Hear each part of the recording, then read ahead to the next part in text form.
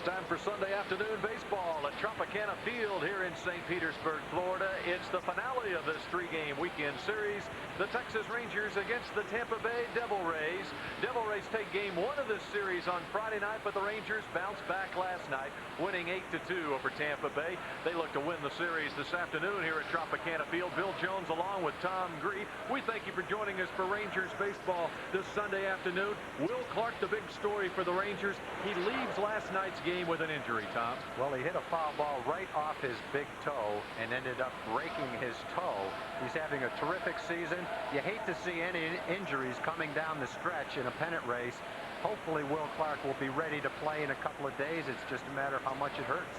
Says it is very sore right now. In the meantime, last night, how about the job Mike Sims did when he came into the game for Clark? Well, the guys have been doing it off the bench all season long. Mike Sims in his first at bat for Will Clark hits a two-run homer, probably the biggest hit in last night's ball game, but that's not a surprise. These guys have done it all season long. Well, the Rangers start the afternoon one game back in the American League West. It is Esteban Loaiza on the mound for Texas. When we come back, the lineups and first pitch on NBC 5.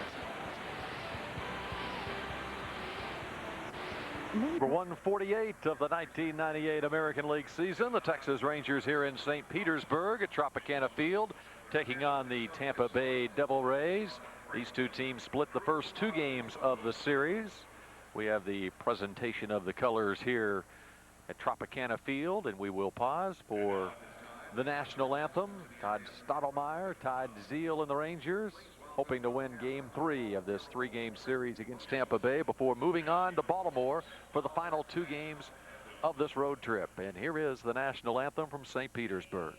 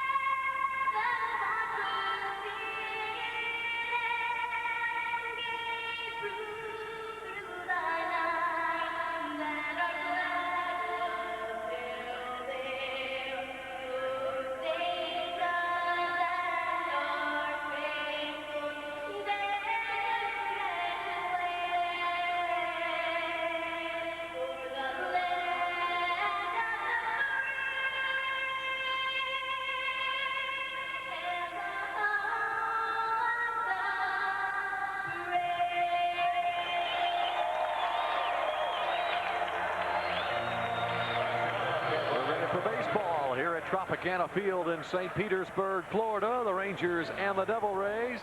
Todd Zeile for Texas in the 9th inning of last night's game. Got the two-run double. The icing on an 8-2 victory cake for the Rangers last night. Mark McLemore also contributed a two-run double in last night's game. Rangers break out the big bats one more time. 15 hits in last night's game. Here's the Southwest Airlines lineup for Texas. Tom Goodwin leads off in center field, followed by McLemore and Greer. Gonzalez is the cleanup hitter. Rodriguez hits 5th. Lee Stevens will bat 6th and play first base for Will Clark. Todd Zeile hits 7th. He's at third base. He's been hot the last 10 games. Mike Sims is the DH, hitting 8th. And Royce Clayton is the number 9 hitter for Johnny Oates. He plays shortstop. Defensively for Tampa Bay, it's Trammell, McCracken, and Butler in the outfield, with Smith and Ledesma on the left side of the infield. Cairo and McGriff on the right side. DeFelice is behind the plate. And Brian Ricard is on the mound, the right-hander. Brian Ricard on the season, 1-7. This will be his 12th start of the year. 12th start since coming back from the disabled list. He had a lower back strain in spring training, so he's missed a good portion of the season. He pitched against the Rangers only once this year, back in July, middle of July, and the Rangers knocked him around pretty good in 4 1/3 innings. Umpiring crew working this one this afternoon, calling balls and strikes behind the plate is Mark Johnson. Chuck Merriweather works the first base line. Jim Evans, the crew chief, is at second base, and Larry McCoy on the third base side. as we play in the Dome, Tropicana Field, St. Pete. How about the job Rick Helling did for the Rangers last night, coming off a shutout in his last outing against the Twins on Monday. Struggled a little bit early, threw a lot of pitches early in last night's game, but went 8 innings and got his 19th win of the season, matching David Cone, the only pitchers in the major leagues with 19 wins. And as this day begins, the Rangers 1 game behind Anaheim in the American League West. 79-68 the record for the Rangers. Oakland 12 out, Seattle 13 behind. But if the Rangers can win here against Tampa Bay and the Angels lose again in Baltimore, the Rangers would be back in first place in a tie with the Angels. Tom Goodwin leading things off, takes a ball, 1-0. Goodwin's average at .294. Has he ever been hot of late? That one's in there for a strike. It's 1-1. A lot of good arms on this Devil Rays staff. If you look at their bullpen, several of them throw 94, 95 miles an hour. That is a fair ball, according to home plate umpire Mark Johnson, and Tom Goodwin, still in the batter's box, is an out. Bobby Smith throws him out. A little check swing, third base side. Goodwin obviously thought it was foul, but the home plate umpire thought otherwise. Probably wouldn't have made much difference. Bobby Smith is playing way in at third base, and even if Tom ran, he would have been out.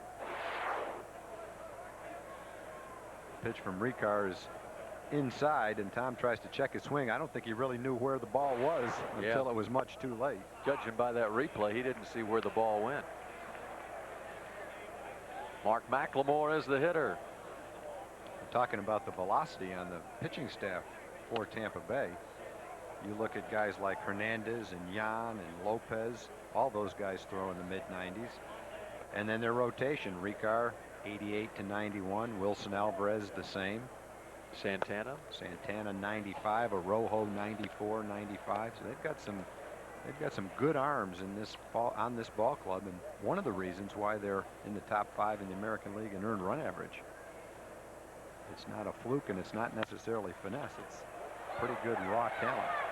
Bobby Smith was playing in as McLemore was at the plate. He one-hops it and throws McLemore out at first base. So a couple of grounders to the third base side, and 2 up, 2 down for the Rangers against Brian Ricard here in the first inning.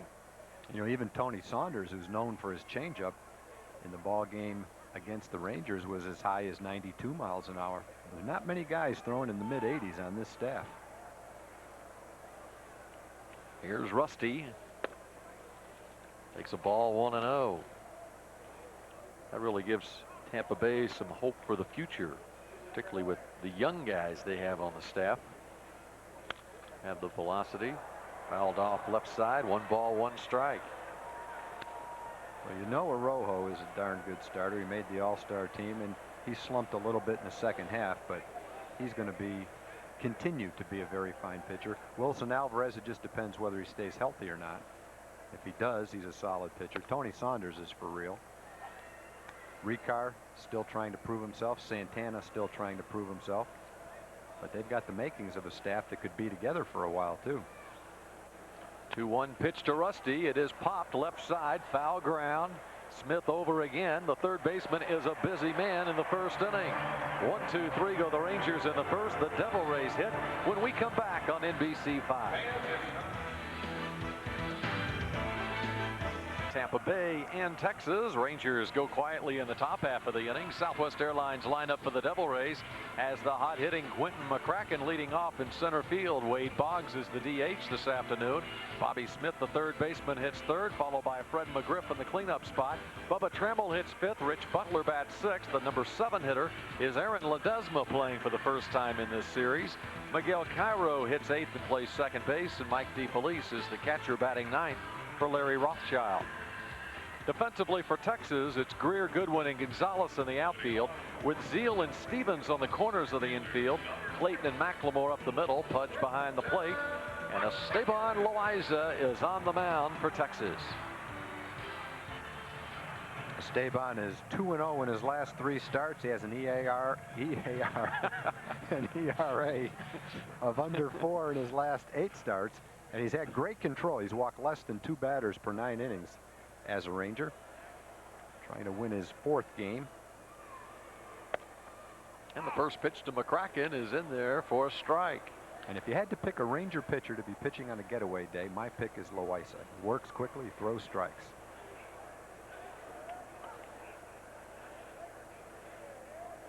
Sitting there waiting for the hitter to get he ready. has to wait for McCracken. Gets it to the right side. Easy play for McLemore. And there's one out in the first for Tampa Bay. 2 pitches, 1 out. In fact, on the bus ride to the ballpark, I was going to mention John Wetland looked over and said, "Are you pitching today?" And he said, "Yes." He went, "All right." Went over and patted him on the back. Says, "I like the way you pitch." Meaning quickly. I said, he said, "I like the way you pitch." I like watching you pitch.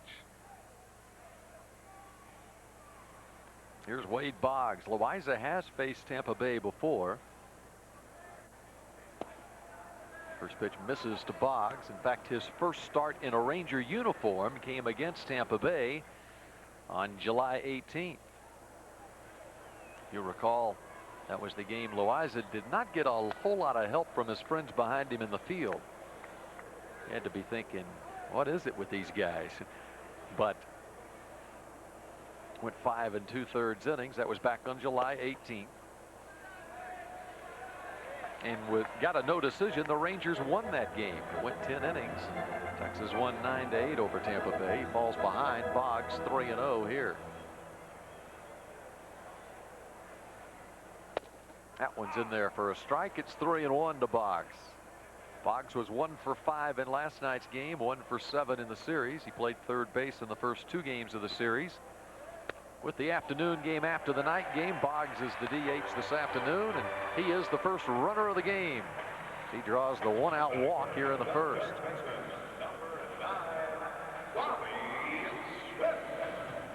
So Boggs is on at first, and Loaiza faces Bobby Smith. Smith playing his more customary position of third base. He played shortstop the first 2 games of the series.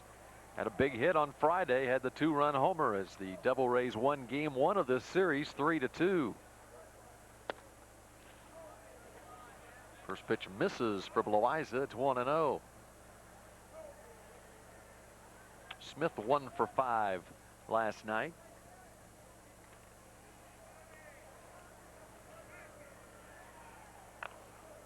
This one is fouled right side, and it's 1 ball and 1 strike. Rangers get the win in last night's game, but concern about Will Clark, who obviously is not in the lineup this afternoon after suffering the fractured right big toe. Lee Stevens gets the start at first base, and you would anticipate that Stevens would probably be at first base for at least the rest of this road trip, with the 2 games remaining in Baltimore against right-handed starting pitcher. McLemore to Clayton for 1. No chance to try for the double play as that ball was slowly hit, but they do get the force on Boggs at second base, and there are 2 outs in the first. Here's the pitch in last night's game. Was Clark on what would have been ball 4 from Julio Santana. Takes one right off the right big toe there. And in obvious pain was Clark, and it was diagnosed later as a fractured right big toe, and Clark says it is very sore today. He has told Johnny Oates before the game today that if needed he could pinch hit, but Johnny is not anticipating using him today.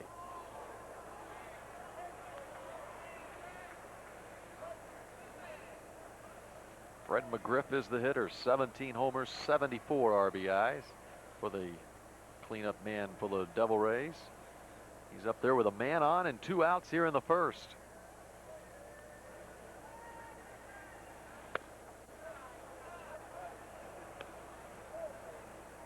One and 1 to McGriff, who went 2 for 4 last night, 3 for 8 in the series.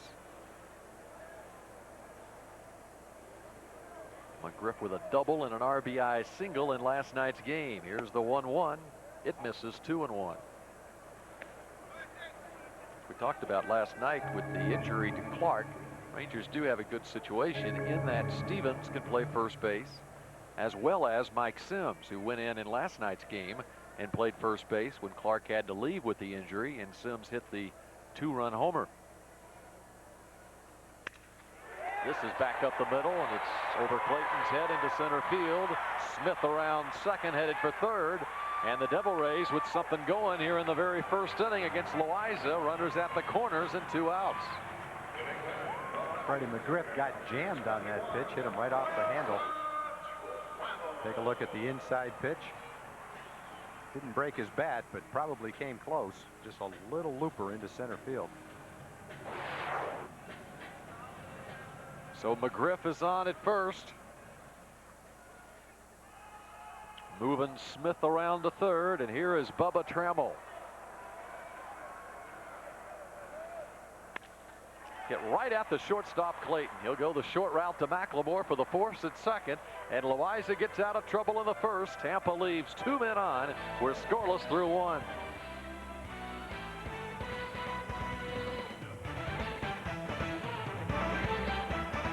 It's time for the Miller American League Diary, and Ken Griffey Jr. needing 1 more run batted in to become the 4th youngest player to reach 1,000 RBIs in his career, now at 999. And last night, Griffey hits home run number 51.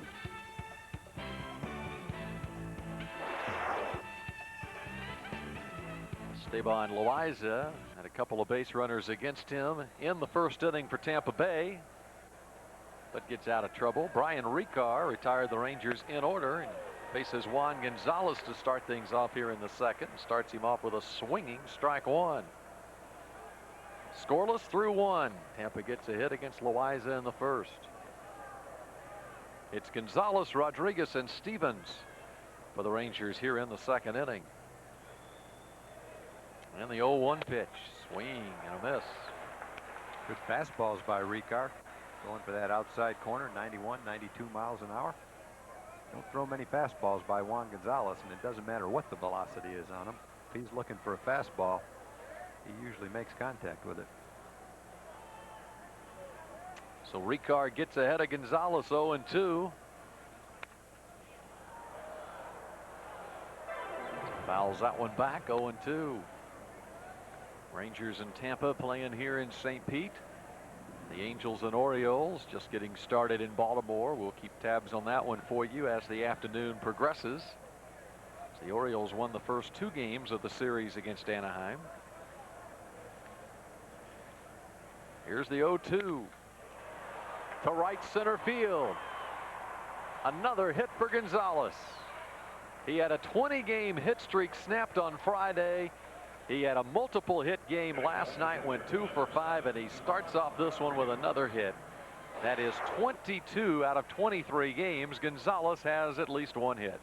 4 straight fastballs on the outside corner, and Juan catches up to the 4th one and hits a line drive to right field. Goes the other way. Ricard challenging Juan all the way with fastballs on the outer part of the plate. Might have been a good spot right there to work in one of those sliders that's out of the strike zone.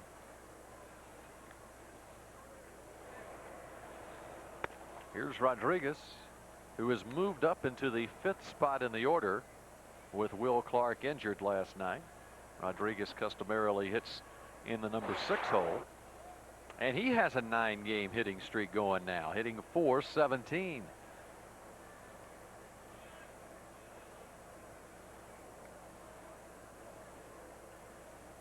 Here's the 1-0 pitch.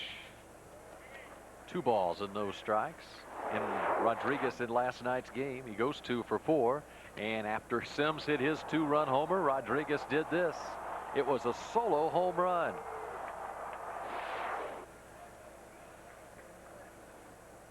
Number 18 on the year for Pudge, and he now has 8 home runs in his last 21 games. Here's the 2-0 pitch. 2 balls and 1 strike. Johnny Oates had a choice in the batting order as far as with Clark's injury, perhaps to move a left-handed hitter Lee Stevens up into the 5th spot behind Gonzalez and keep Rodriguez hitting 6th. He preferred moving Pudge up a spot to protect Juan. This one's hit deep to right field. It is way back, and it is over the head of Butler. Gonzalez will hold at third, and Rodriguez has an opposite field double. Rangers in business. Their first two men up in the second, now in scoring position. One of the reasons Ricard is probably not throwing his slider. He tried two to Rodriguez, but missed with him badly. Had to come in with his fastball. And Pudge, as he does so well, goes the other way with a line shot over Butler's head and almost a two-run homer right off the top of the wall. If Ricard gets locked into his fastball and the hitters know it, they will tee off on it. Have to have something other than a fastball against these guys.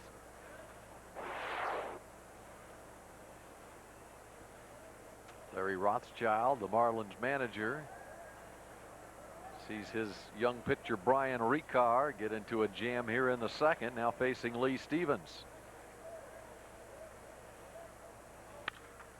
This is skied to shallow left. No tag by Gonzalez at third, not hit deep enough. And there is the first out here in the second, as Bubba Trammell makes the play in left. Now with one out, if Todd Zeile hits the same fly ball, Jerry Narron will send Juan Gonzalez. With no outs, you don't take that same chance. Lee Stevens got a pitch he likes, that low fastball. Had a good swing at it, just got underneath it. Next time up, same pitch, might be different results. Todd Zeile faces Ricard here. 259 is the average for Zeile. Had the two-run double in last night's game. Had a lot of doubles lately. 6 doubles in his last 10 games. Rangers could use one right about now. 1-0. Ricard last season with the Colorado Rockies made a couple of starts, spent most of the season at AAA Colorado Springs. He was also at the big league level in 95 and 96 with Colorado. Used primarily as a starter. So Todd Zeile, having played in the National League a lot, has faced Ricard several times in the past and has not had success against Ricard in the past. He is .326 with runners in scoring position on the season. Just over 200 though since early August. And against Ricard, Zeile 0 for 11 in his career. There's a strike. 2-1.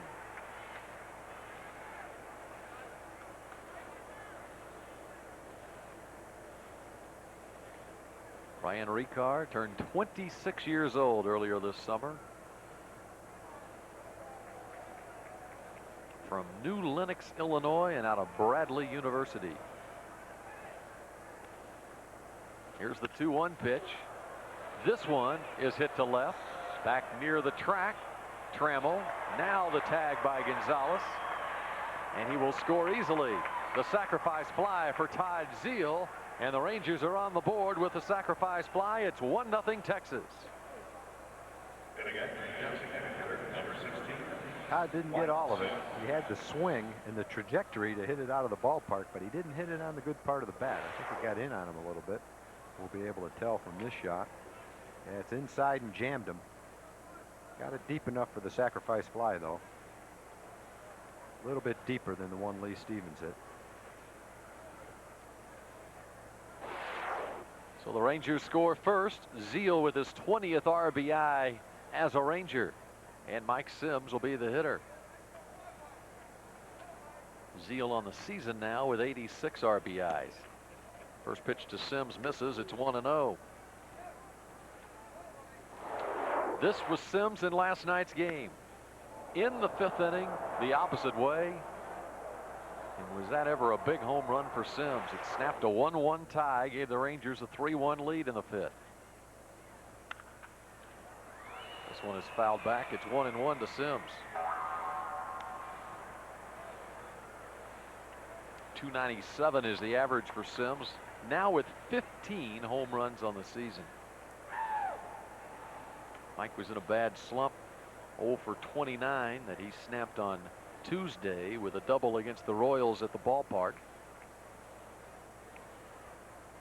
Johnny Oates had a decision whether to have Sims in the lineup today, or perhaps Roberto Kelly, or maybe even a left-handed hitter like Luis Salicea, who switch hits, or Warren Newson against the right-hander. He opted to go with Sims because he thinks that Sims is swinging the bat a lot better here in the last few days. He's had some good at-bats, a couple of walks in the game on Friday night, and then had the home run in last night's game.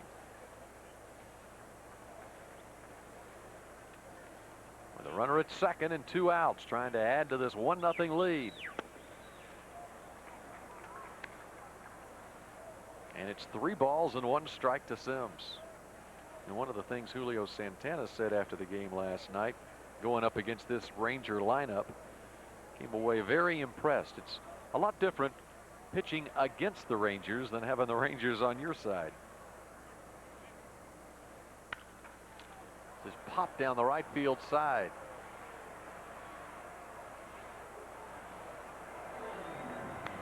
Three balls and 2 strikes. There's Santana. He took the loss in last night's game.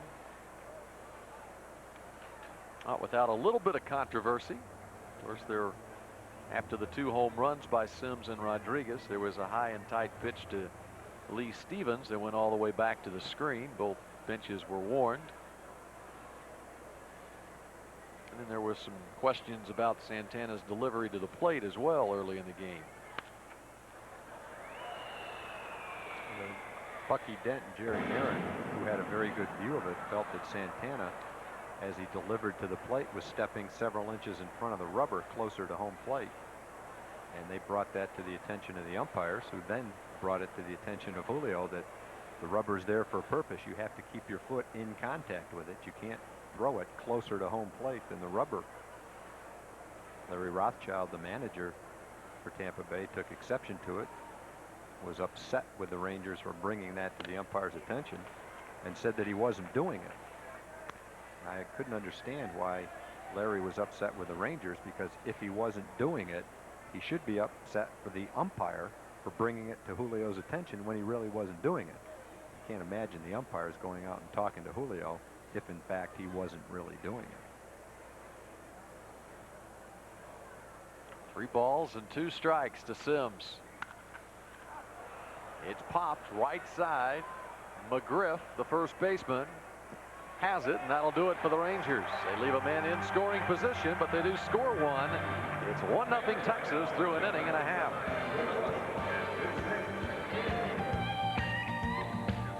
In coverage of Rangers baseball is brought to you by Miller Lite, who reminds you that whenever you feel good, it's Miller time. Back here at Tropicana Field in St. Petersburg, the Rangers take the early lead on the Devil Rays. It's 1-0 as we go to the home half of the second inning. We've seen Ranger fans in the crowd throughout the weekend here in Florida, and still more in attendance this afternoon as well. And speaking of Ranger fans, Thomas A. Dwyer of Grand Prairie is here. He wants to make sure we say hello to his wife Clara back home in Grand Prairie, as Juan Gonzalez catches the line drive off the bat of Rich Butler. First ball swinging Butler, and Gonzalez is there. There's 1 out in the second. Just like that, Loaiza gets the first out in the second. Now working with a lead against Tampa Bay. And here is Aaron Ledesma. Some good numbers on the season. The average is .331 for Ledesma. He has been out with a groin injury and seeing his first action against the Rangers this weekend. 1-0 Ledesma has been playing shortstop for the Devil Rays, formerly in the Baltimore system. He was up with the Orioles for 43 games a year ago and hit over .350 at the big league level. That after hitting .325 for Rochester as well during the '97 season. 2 balls and 1 strike to Ledesma.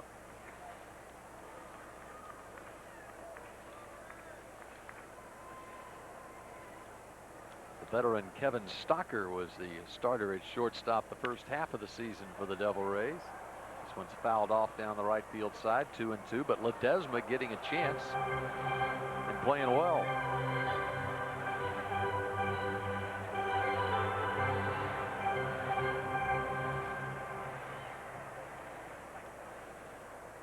Esteban Loaiza with the 2-2 pitch to Ledesma.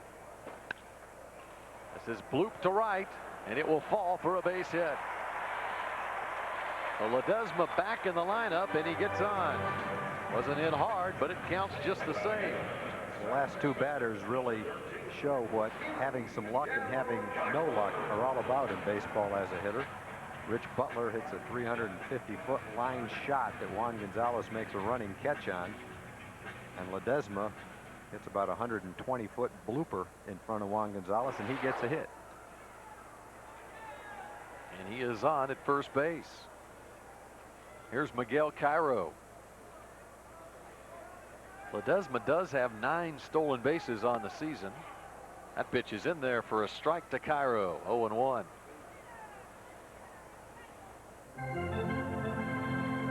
Cairo 0 for 3 last night. Sees the average go down to 273.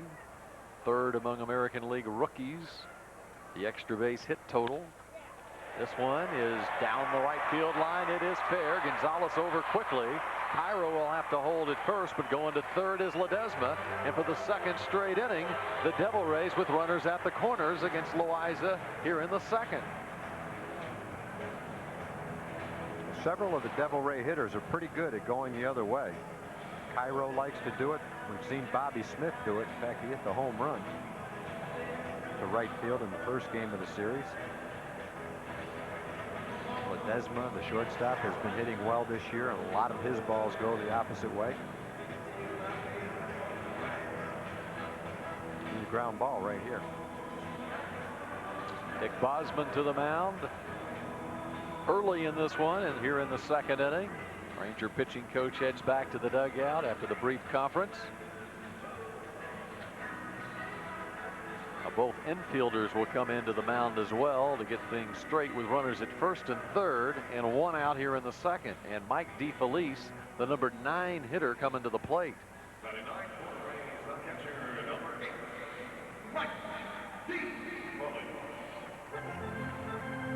223 is the average for DeFelice.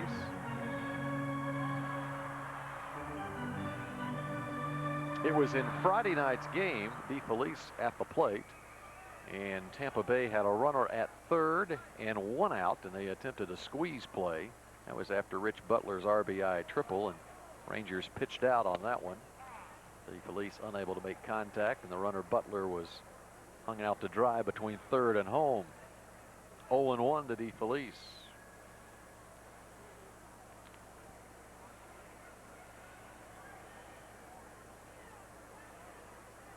Texas leads it 1-0. And Loaiza gets ahead of DeFelice. 0-2. What you're looking for here is a ground ball to get a double play to get out of the inning, or a strikeout with a man at third base and less than 2 outs. Loaiza with no balls and 2 strikes, a good slider. Now's when you can go to work on him. Ledesma, the runner at third base. DeFelice is 2 for 5 against Loaiza. He had a double earlier this season against him. This one's fouled off. We'll do it again at no balls and 2 strikes. Loaiza last pitched last Sunday against Minnesota. So he is pitching on 6 days rest. The Rangers made a little adjustment in the starting rotation so that Todd Stottlemyre would be in position to start against the Angels this coming Wednesday at the ballpark. So they flip-flopped Stottlemyre and Loaiza. This one's back up the middle. Clayton the dive, but it's through for a base hit. And the number 9 hitter, Mike DeFelice, comes through with the RBI single. We are tied at 1. Well, it wasn't a bad pitch by Loaiza, but with no balls and 2 strikes, you can afford to throw a ball and maybe keep it a little bit further outside. It's toward the outside corner, and it's a nice job by DeFelice to get the bat on the ball. And then Loaiza has a chance to field it, and if he does, turn a double play. But it goes underneath his glove and into center field, and it's still alive for Tampa Bay, and they've got to run in now. Still just 1 out, runners at first and second, and a hot hitter, Quentin McCracken's at the plate. First one misses, 1-0. McCracken grounded to second his first time. You see it all the time. You see it almost every game where a pitcher has a chance to help himself defensively by making a play. Ball was hit fairly sharp. Not an easy play, but one that, if it's made, gets you out of the inning.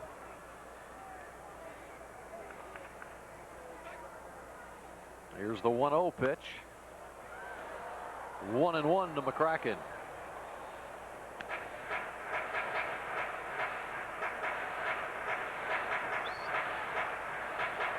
McCracken last night 3 for 4, couple of doubles.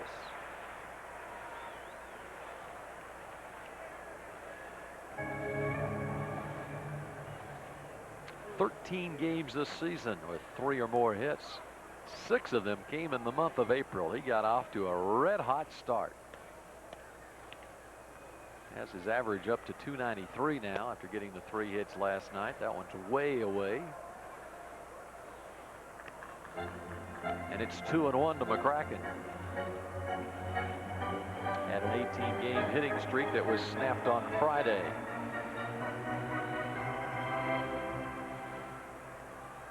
And hitting over 500 his last 6 games is the graduate of Duke University, Quentin McCracken.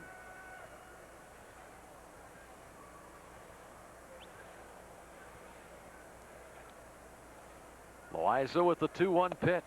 Now 3 balls and 1 strike.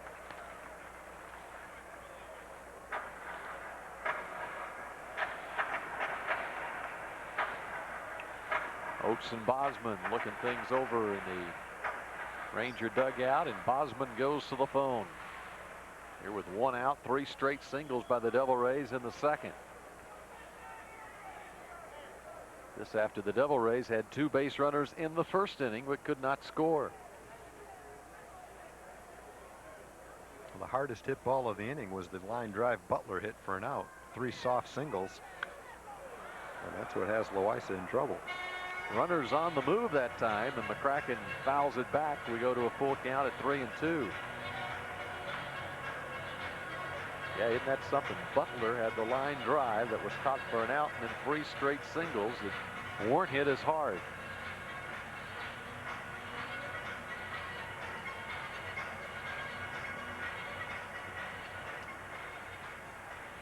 Tony Foss's headed down to the Ranger bullpen as things start to get busy down there. Al Levine, the long reliever, is up and throwing. Tony Fossis is not used to being in the bullpen in the second inning, but in a pennant race with a lot of extra pitchers, you can afford to use your guys in different roles. And as the inning develops, you look at Freddie McGriff as the 4th place hitter in the lineup. Tony Fossis, in case the inning goes that long, is probably up to face him and him only. Faced him the other night and had success against McGriff. Got him on a foul pop. I don't know that he can get ready in time to face Wade Boggs, who's the next hitter. 3-2 pitch. Ball 4, and the bases are loaded. Second walk here in the first couple of innings issued by Loaiza. With 1 out, the Devil Rays with the bases loaded. And Wade Boggs at the plate. In this situation, you're pretty sure that Boggs is going to put it in play. He's a contact hitter, and what you hope is he puts it in play on the ground right to the shortstop. There's a strike to Boggs. Boggs walked his first time. 4 straight hitters have reached base. .329, the career batting average for Wade Boggs. And Boggs hits this one deep to right field. Gonzalez back at the wall, looking up. It's a grand slam home run for Wade Boggs. And the Rangers are in a huge hole early. It's 5-1 Tampa Bay.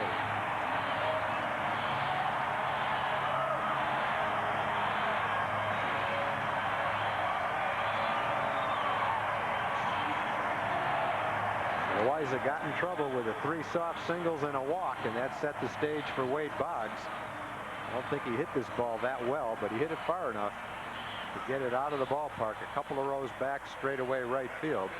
That's Boggs' 4th grand slam.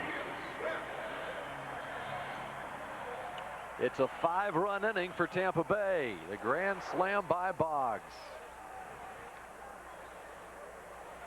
Bobby Smith is the hitter. Takes a strike, 0-1.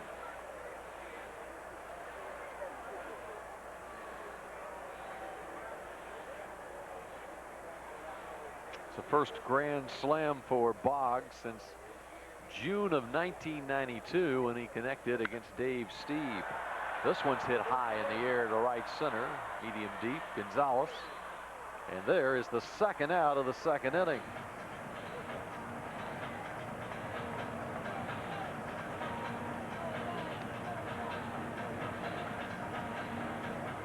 Boggs now with 46 RBIs on the season. The 7th home run. Rodriguez to the mound to talk to Loaiza.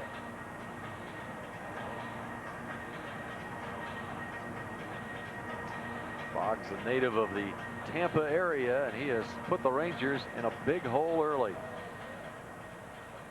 Next up for the Rangers, on first baseman number 29. Still going strong at the age of 40 is Wade Boggs.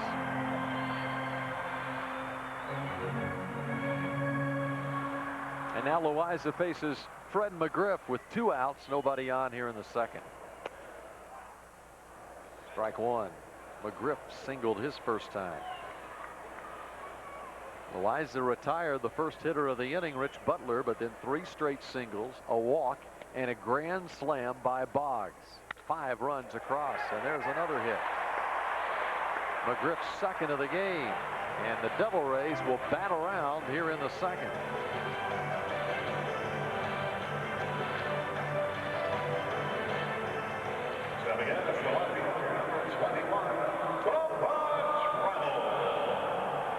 Johnny's going to give Loaiza a chance to get out of the inning, and hopefully time to come back on the bench and regroup.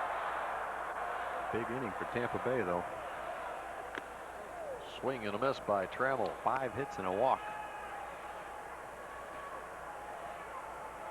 And you know, Bill, you go back to the ground ball that DeFelice hit up the middle.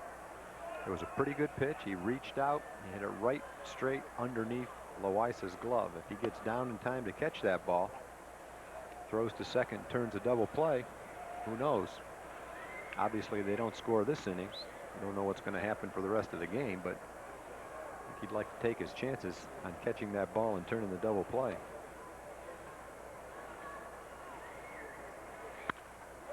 Trammell down the line in right. It's in the corner. One hop against the fence. Gonzalez plays it in the corner. McGriff around third. He's headed to the plate. Relay not in time. And Trammell comes through with another run-scoring double. It's a 6-run inning. And that, I'm sure, will be it for Loaiza. Here comes Johnny. Gave him the chance to get this last hitter. Loaiza's pitch is up and out over the plate. Trammell doesn't hit it particularly hard, but he hits it right down the line, and then Juan has a little bit of trouble as it caroms around off a couple of the different walls out there right down the corner. That lets Freddie McGriff come all the way around and score. So it's going to be an early exit this afternoon here at Tropicana Field for Esteban Loaiza. Rangers down by 5. A pitching change. We're back after this from your local station. Foss making his 5th appearance in a Ranger uniform. 1-2 to Butler. 2 balls and 2 strikes. Big hits in the inning. The grand slam by Boggs. Also DeFelice had an RBI single, and Bubba Trammell an RBI double as well against Loaiza, who gives up 7 hits. Strike 3 called. Foss gets the strikeout of Butler to end the inning, but we are through 2. Loaiza is gone because of this, primarily Wade Boggs.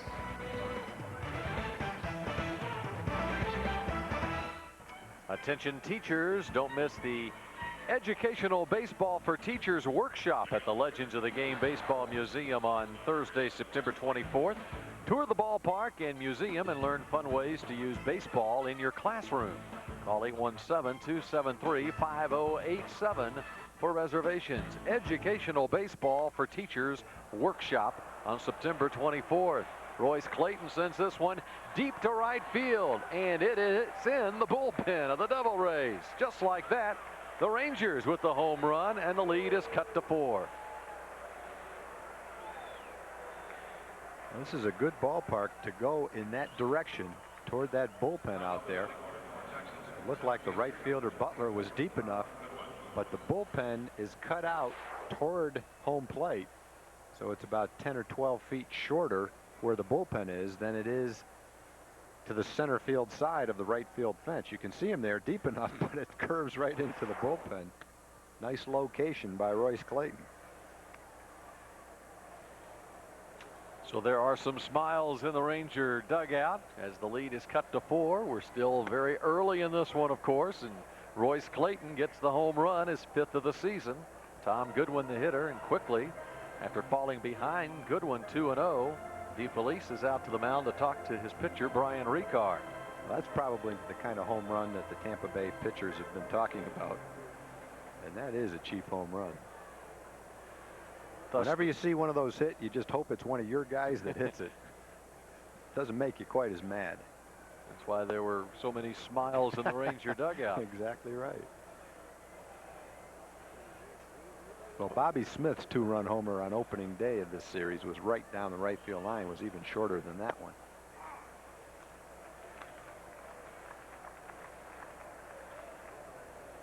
And it's justice for Clayton, because in that same game on Friday night, he crushed one to the deepest parts of the ballpark, 400 feet away, and it was caught on the warning track, the 415 sign. And we are out for justice, too. That's right. Second baseman Cairo makes the play. And there is one out. Second baseman, number 3, Mark. And a couple of home runs in this one. Boggs the grand slam. Clayton the solo shot to lead off the 3rd. Now here is Mark McLemore. By the way, in Baltimore, the Angels are underway against the Orioles. They are in the bottom of the 3rd inning, and the Angels have a 1-0 lead on Baltimore.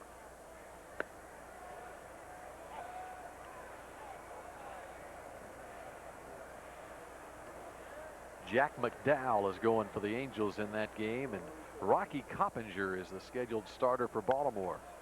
Back off the disabled list. Pitching back at the big league level. 1-1 to McLemore. Orioles have won 4 in a row, and after this game, we head to Baltimore. Rangers and Orioles for 2 games tomorrow night and Tuesday night. Swing and a miss by Mack. It's 1-2.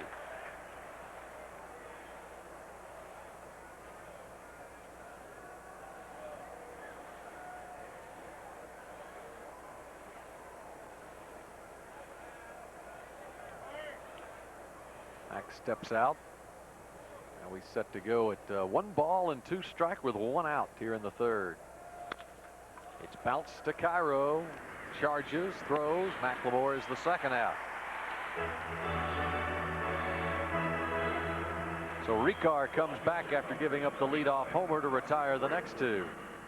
Esteban Loaiza goes an inning in 2/3 in this game and gave up 6 runs on 7 hits, a couple of walks. The big home run by Boggs, 43 pitches for Loaiza. And here is Rusty. Greer popped to 3rd his first time. Tries to get the Rangers going now with 2 outs in the 3rd. It's 1-0.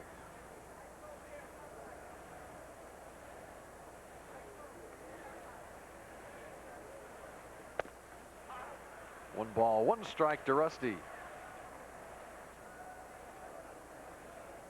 Rusty 2 for 13 his last 3 games. Of course, since May, he has really been hitting the ball well. Average up around 345, 350 throughout the summer months over the last 3 months. 2-1 to Greer. Count evens at 2-2. Also this afternoon in the American League, the Blue Jays and the Yankees are underway, and they are tied at 1. Red Sox have taken a 1-0 lead on Detroit. They're in the 6th inning already at Fenway. That's through the right side, a base hit. Rusty is on for 1.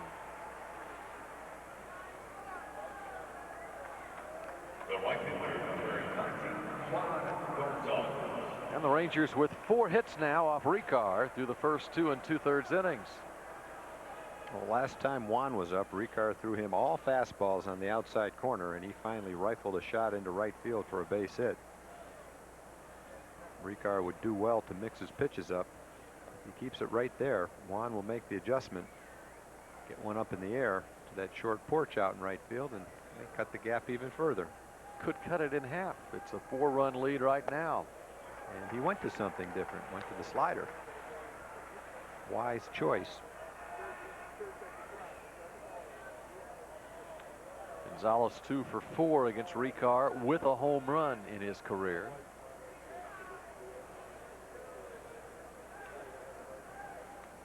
See the sign from DeFelice. 1-1 to Gonzalez.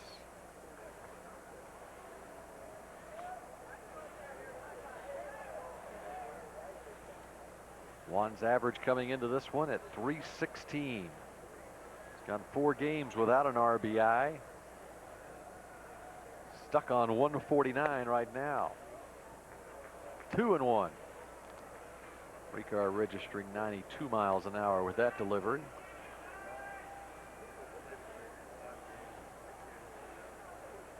.17 is the lead over Albert Bell. Sammy Sosa's up over 140 in the National League now. Most RBIs for an American leaguer in 49 years. And Ricard now falls behind. 3 balls and 1 strike to Gonzalez.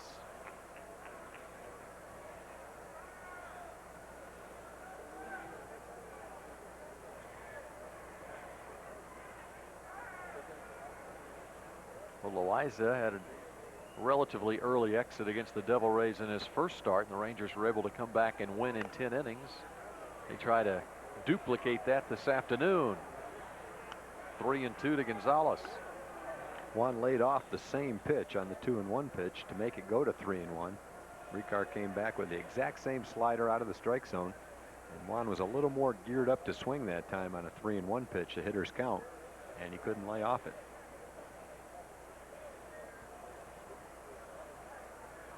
Rusty can get a running start at first base. 3 balls and 2 strikes with 2 outs. He is on the move, and it's fouled off again. And we'll do it again at 3 balls and 2 strikes to 1.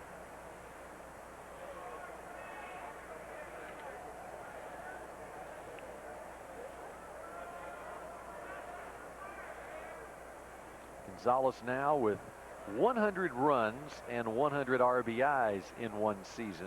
Second time in his career he has done that.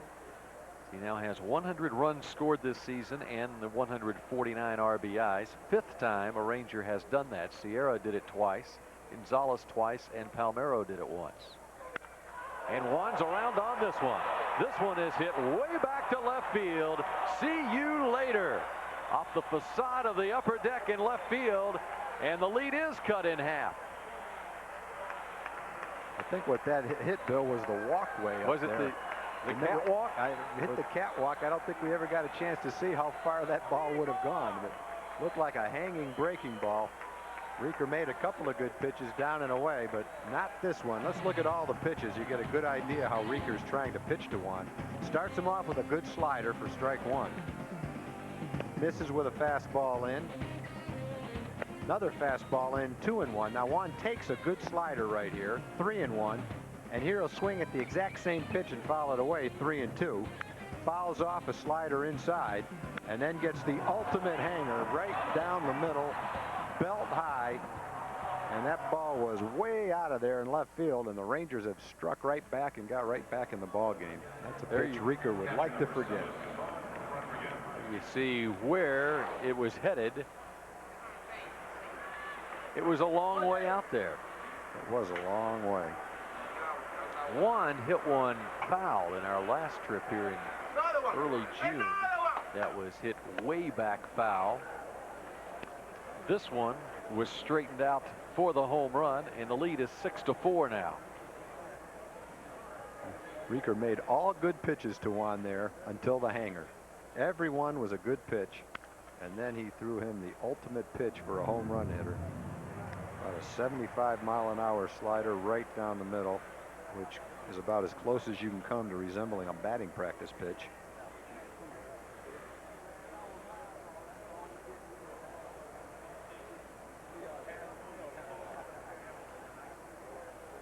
No balls, 2 strikes to Rodriguez. Fouls off the pitch. 0-2. It did appear to hit right in front of the walkway above the scoreboard there.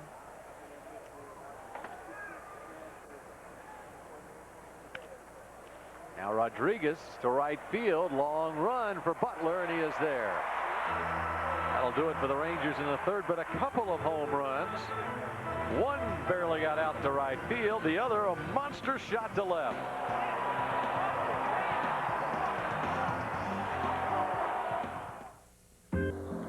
Bottom of the third inning. We've had a lot happen already in this one, including the fact the Rangers starting pitcher is out of this game. A 6-run second inning for Tampa Bay, and also including the fact that Juan Gonzalez has now reached 151 RBIs in his career. Home run number 42, a monster shot in the top half of this inning. Part of a 3-run third for Texas. What was a 5-run lead for Tampa Bay is now cut to 2. 6-4. Tampa Bay leads Texas. And the third pitcher already of the afternoon for Texas is Al Levine. Al Levine's been throwing the ball pretty well for the Rangers. His ERA is now below 4. He's pitched 2 1/3 scoreless in his last 3 games and only 1 run in his last 6 2/3. Done a nice job. Got himself a chance to pick up a victory right here. He can pitch well, and the Rangers can continue to score and come back in this ball game.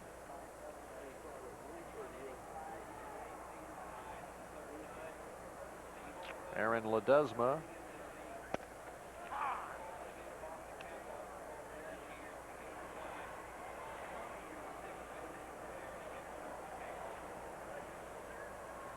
One ball, 1 strike to Ledesma, and it's fouled off. Well, they're saying here at Tropicana Field that that ball hit off the catwalk, and it's the 8th time that a ball is hit off the catwalk for a home run.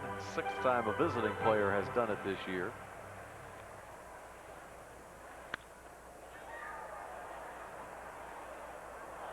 One and two to Ledesma.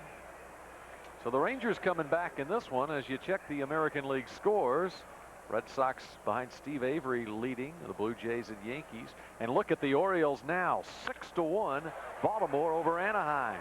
Rusty has some trouble with it, but comes up with it. It's an out. Rusty didn't know whether to go for it or play it on a hop. He gets a good jump and looks like he's going to go for it. Then he wonders if he can get there, and he slows up, and then he ends up diving for it and taking it right off the ground for another nice catch.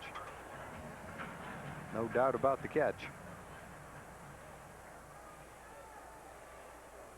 Larry McCoy, the third base umpire, was out for a good look and makes the call. So Ledesma on the liner to left is an out.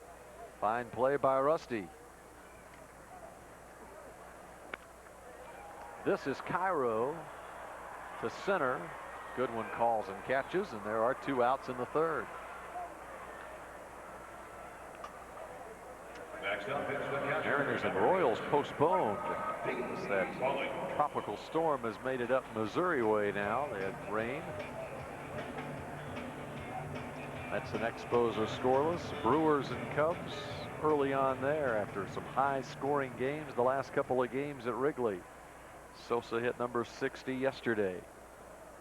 And again, the Orioles have had a big bottom of the third inning against Jack McDowell and the Angels. They were down 1-0 going to the third, and they have scored 6 and are still batting in the bottom of the third. 6-1, Baltimore leads Anaheim. Harold Baines had a 2-run double for the Orioles, and B.J. Surhoff a 2-run double as well.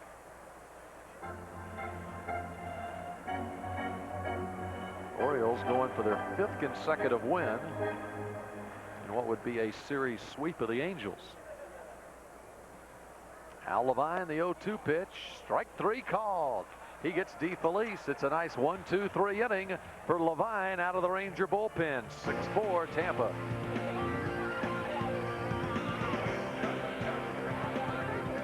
Carter's stat. Devil Rays and the Rangers. Loaiza out of the game after an inning and 2/3. 6 runs, 7 hits. 5 straight hitters reached base in the second. And Brian Ricard, through 3 innings, ran into trouble in the third. He's given up 4 runs on 5 hits. Clayton and Gonzalez with home runs off Ricard.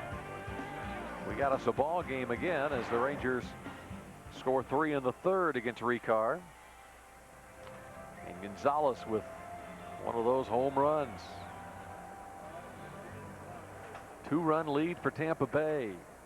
And Lee Stevens tries to get the Rangers going again in the fourth.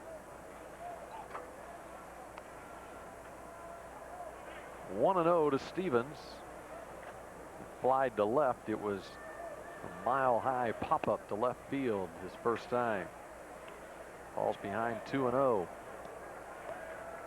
Mike Kelly has come into the game in right field for the Devil Rays. Rich Butler was out there.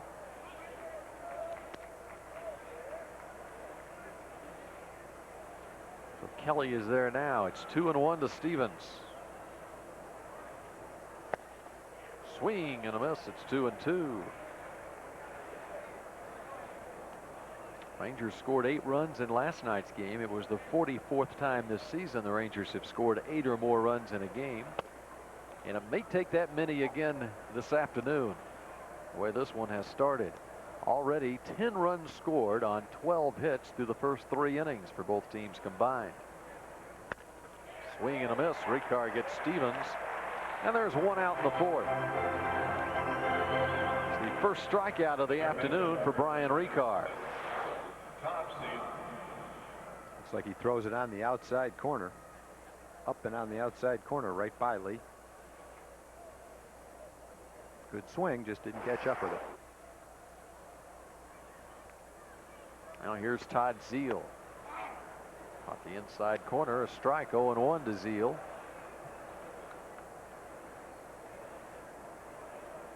Todd had a sacrifice fly, scoring the first run of the game in the second as the Rangers had the early 1-0 lead.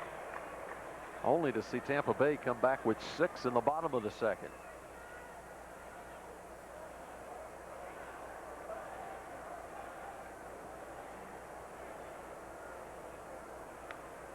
The 0-2 pitch to Zeile.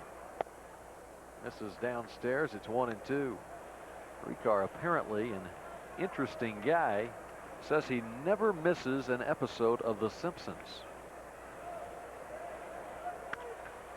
This just popped up way up there, almost hit the roof. Bobby Smith in the middle of the infield makes the play, and there are 2 outs here in the fourth. Some guests appearing on Rangers baseball receive a gift certificate for 2 complimentary green and cart fees at the beautiful Riverside Golf Club, Highway 360 and Riverside Drive in Grand Prairie. Ricard says he never misses The Simpsons and says his friends say he looks a lot like Bart Simpson. And I wonder if he acts like him, talks like him. In fact, his nickname is Bart. Well, now you're a big fan of the Andy Griffith show, right? That's right. Yep. So do they call you Barney or Opie or Gomer?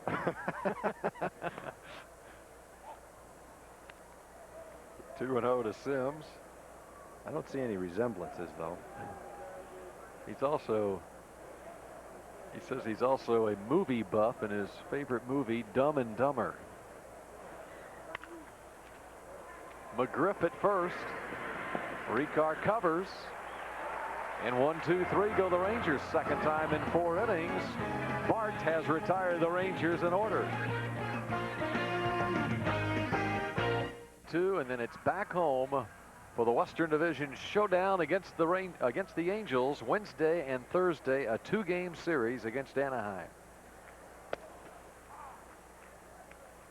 Quentin McCracken leading things off for Tampa Bay here in the bottom of the 4th as they try to add to a 6-4 lead. About hit Texas 7-5. McCracken walked and scored a run his last time. Clayton at shortstop. And there is 1 out in the 4th. Time for an Around the League update. Terry Briggs. In Cleveland today, there are no pennant race implications, but there was some bad blood. Omar Vizquel sees the pitch go over his head from Jim Parquet, and he decides to go after him. A base brawl ensues. Nobody got hurt. The Sox lead the Indians. That's a bantamweight fight right there. Jim Parquet's not a big guy, a little lefty for Chicago, and Omar Vizquel, just a little guy, shortstop for Cleveland. Sometimes those can be the best bouts. Could have been. No knockouts, but maybe a few good jabs. 1-1 to Boggs. Al Levine has retired all 4 he has faced as he works in relief this afternoon. And this one is grounded right at McLemore at second base. Boggs, after getting the grand slam last time, is a ground out this time. That's 5 in a row retired by Levine. And 2 down in the 4th.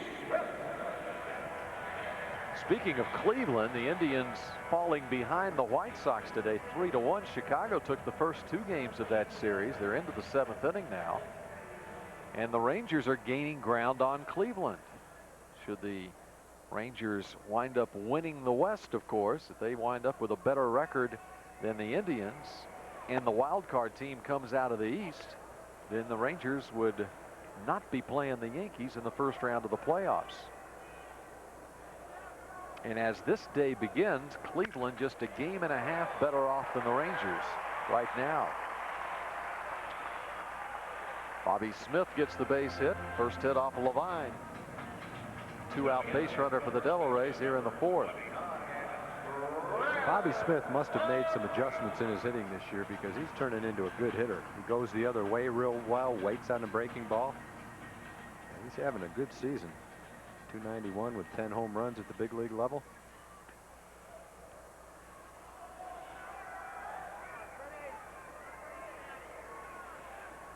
Here's McGriff, who has 2 hits in this one. 1-0. Raised the average to 276 now.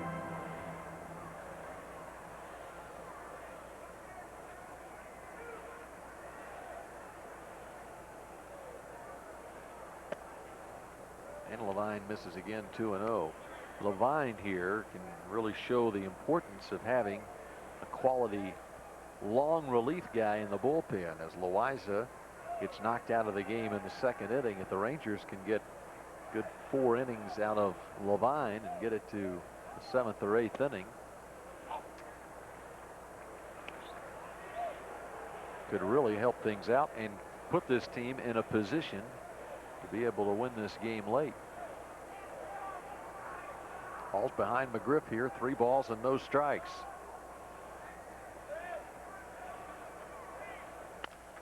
On the 3-0 pitch, Stevens, the flip to Levine covering. Fancy way of doing it. And the Rangers retire McGriff. We're through 4 here in St. Pete. And the Devil Rays lead it by 2.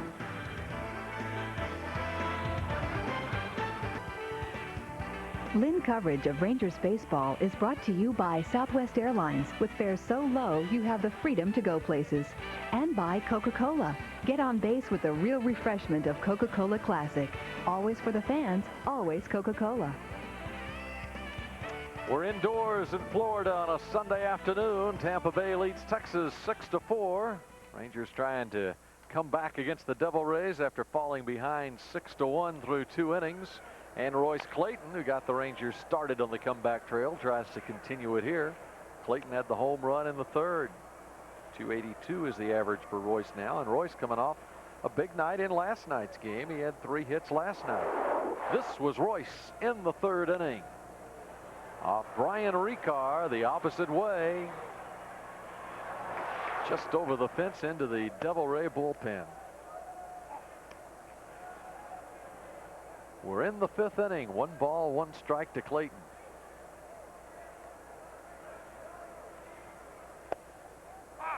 One and 2 to Royce Clayton. On a day like today, Tom, it is rather hot and muggy outside here in the Tampa St. Pete area. It is sort of nice to be indoors in a dome, even though I don't like dome stadiums at all. I like the conditions inside the dome. Yes. I have to admit that. Cutting across is Bobby Smith, and he guns down Royce Clayton. There's 1 out in the 5th.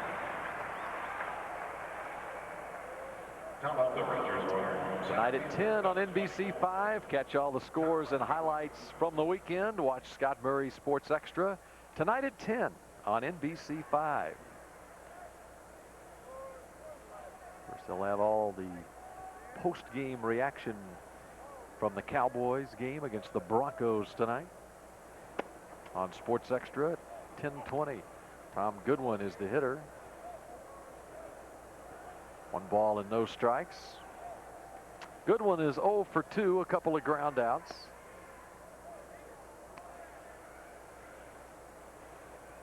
Two and 0.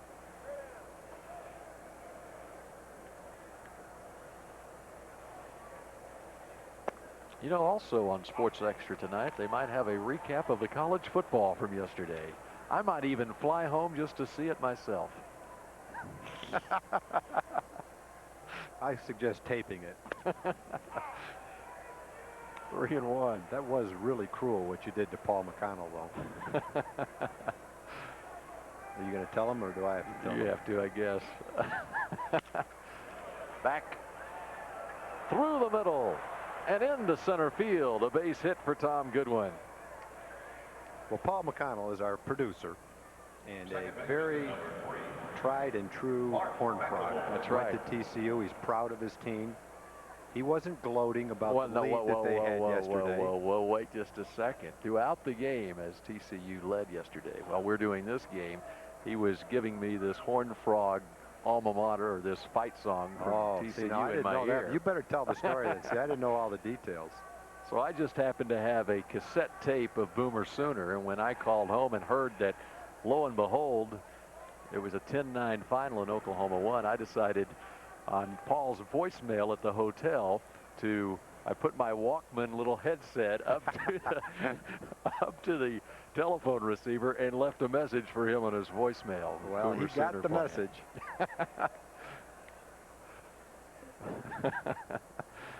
And so he was singing Boomer Sooner this morning when I saw him in the hotel lobby. Couldn't get it out of his head. Kind of a catchy tune, I guess. Well, it was an amazing comeback, so congratulations. Yes, it was. I was surprised. Sooner magic lives on at least for one day.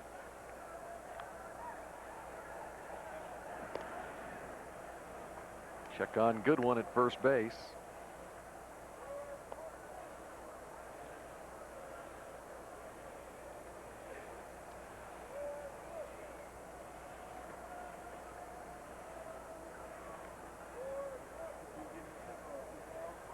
Here's the 1-0 pitch to McLemore. It's a strike, 1-1.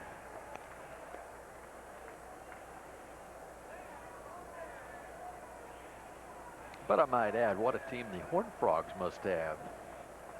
Dennis Franchione, the new coach. Don't try to make up for gloating. Hey, well, I'm Why, also... because they almost beat Oklahoma?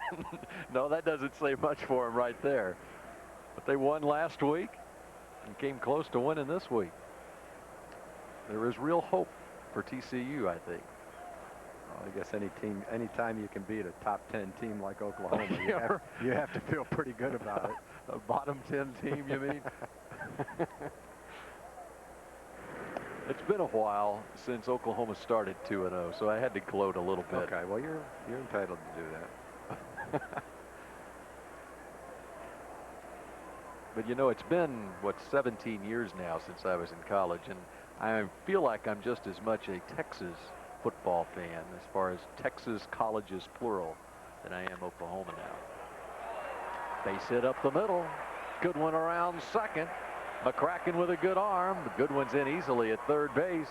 And McLemore comes through. The Rangers have the tying run on base here in the fifth. They have a runner at third base and only one out thanks to the speed of Tom Goodwin. Larry Rothschild is not going to give Ricard a chance to get this victory. With a 2-run lead here in the fifth inning, he will be gone as Tom Goodwin flies into third base. It is fun to watch him run. He's in easily at third. Back-to-back singles by the top of the order for the Rangers, and Brian Ricard is retired for the day. 6-4, pitching change. Now this from your local station. Fan Appreciation Weekend includes Friday night fireworks, upgrades to luxury suites, and free gifts and prizes throughout each game on the coming homestand. The Rangers say thanks to the fans as Texas takes on Oakland this weekend. For tickets, visit www.texasrangers.com or call Metro 817-273-5100. Fan Appreciation Weekend is next weekend at the ballpark when the Oakland A's come to town. Friday night, Saturday night, and Sunday afternoon. 7:05 start times on the night games, and 2:05 on Sunday afternoon. Fan Appreciation Weekend. New pitcher into the game for Tampa Bay. Here in the top of the fifth inning is Rick White, making his 32nd appearance. He made an appearance last night. He only pitched a third of an inning, and he's only pitched in 3 of the Rays' 21 games since August 23rd. He has a chance for a victory here if he can hold the Rangers and they can't come back in this ball game, but he's got a little bit of a tough assignment. First and third, one out. He's got to face Rusty Greer, and if it's not a double play, Juan Gonzalez.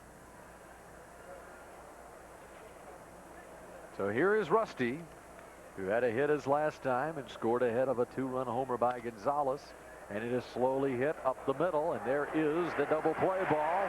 And just like that, Rick White does not have to face Juan Gonzalez in the fifth inning, and the Rangers do not score in the fifth. We are halfway through this one.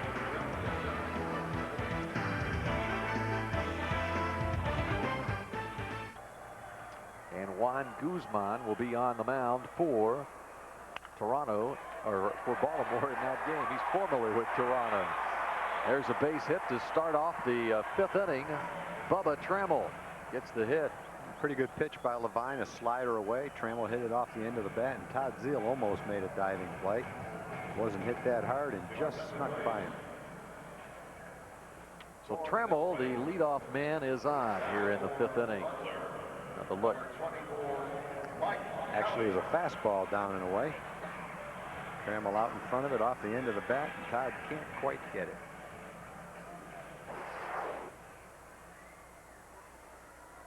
Here's Mike Kelly, the man on at first base.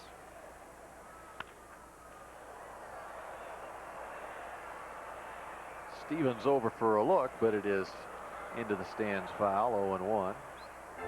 By the way, Johnny Oates has flip-flopped the rotation a little bit. Aaron Seeley will get the start tomorrow against the Orioles against Juan Guzman, and then John Burkett will go on Tuesday.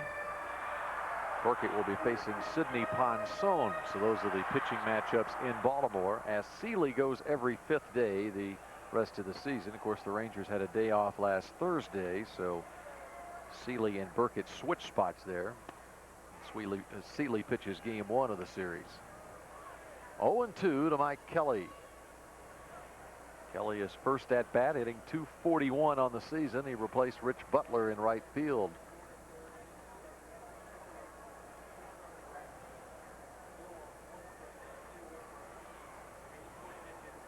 Al Levine with the 0-2 pitch. 1-2. Brian Ricard, the starter for Tampa Bay, does not have a chance to win this game because he did not go the necessary 5 innings, and he cannot lose it either. He goes 4 1/3 innings, 4 runs on 7 hits, No walks and a strikeout for Ricard. He did give up the home runs to Clayton and Gonzalez.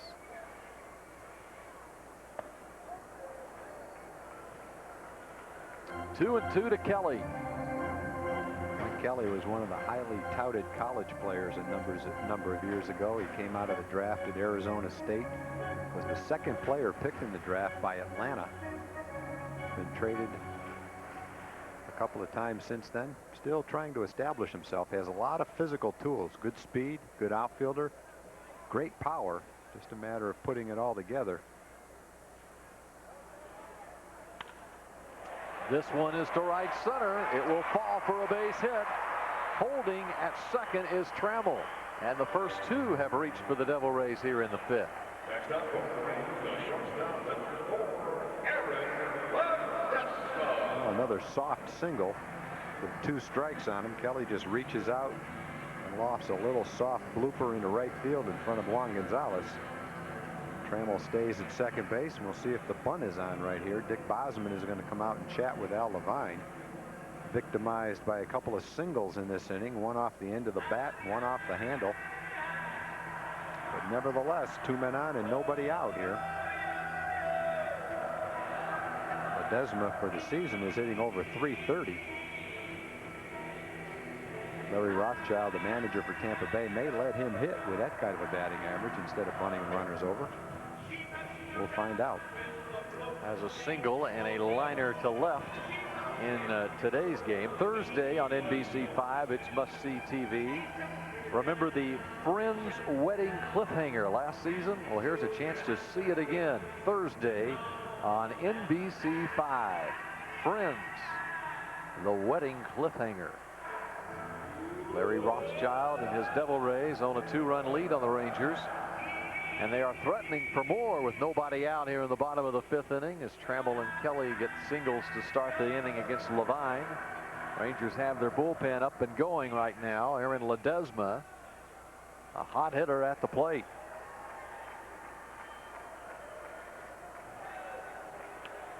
Levine came on in the 3rd inning and got the Devil Rays in order, starting with Ledesma on a liner to left that Rusty made a diving catch on. Starts him off with a strike here. This was Ledesma in his last at bat. Makes a bid for a base hit. Rusty fooled a little bit by it, but is able to come up with it. It looked like that line drive carried further than Rusty thought it was going to. Wasn't sure whether he's going to be able to catch it on a hop or in the air. And Levine gets ahead of Ledesma 0-2.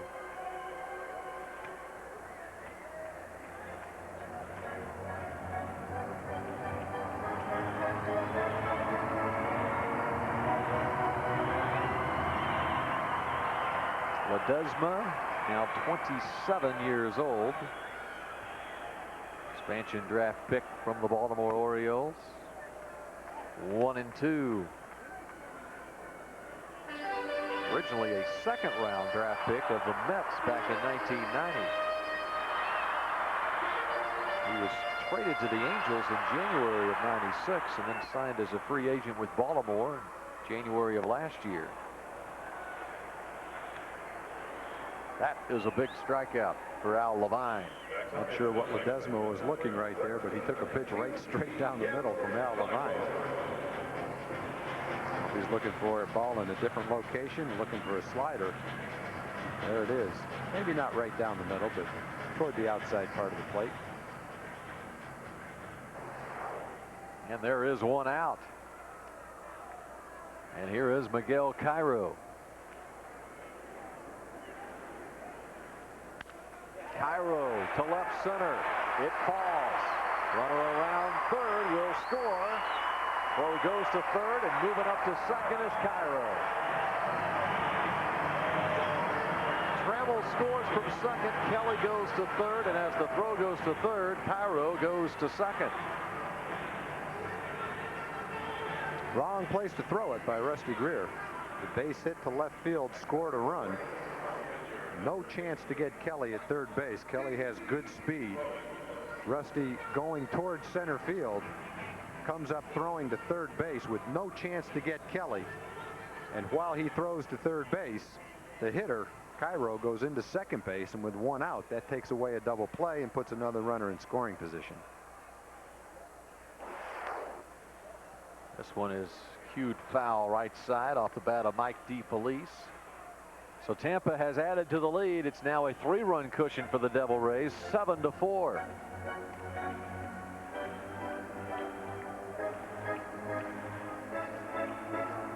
Three hits in the inning, all singles for Tampa Bay. As Cairo goes to second on the throw to third. Anytime as an outfielder you're faced with a throw like that to get the lead runner, and you have to make a perfect throw and a very tough throw to have any chance to get the runner, you're better off letting that runner go, throwing the ball to second base and making sure the hitter doesn't take that extra base. Second and third of the runners with one out. Number 9 hitter in the order, DeFelice. It's through the right side. It's a base hit. Kelly scores. Now putting on the brakes at third base is Cairo. And it's an 8-4 lead for Tampa Bay. With one out, they hold up Cairo at third base. Gonzalez came up with it quickly in right field.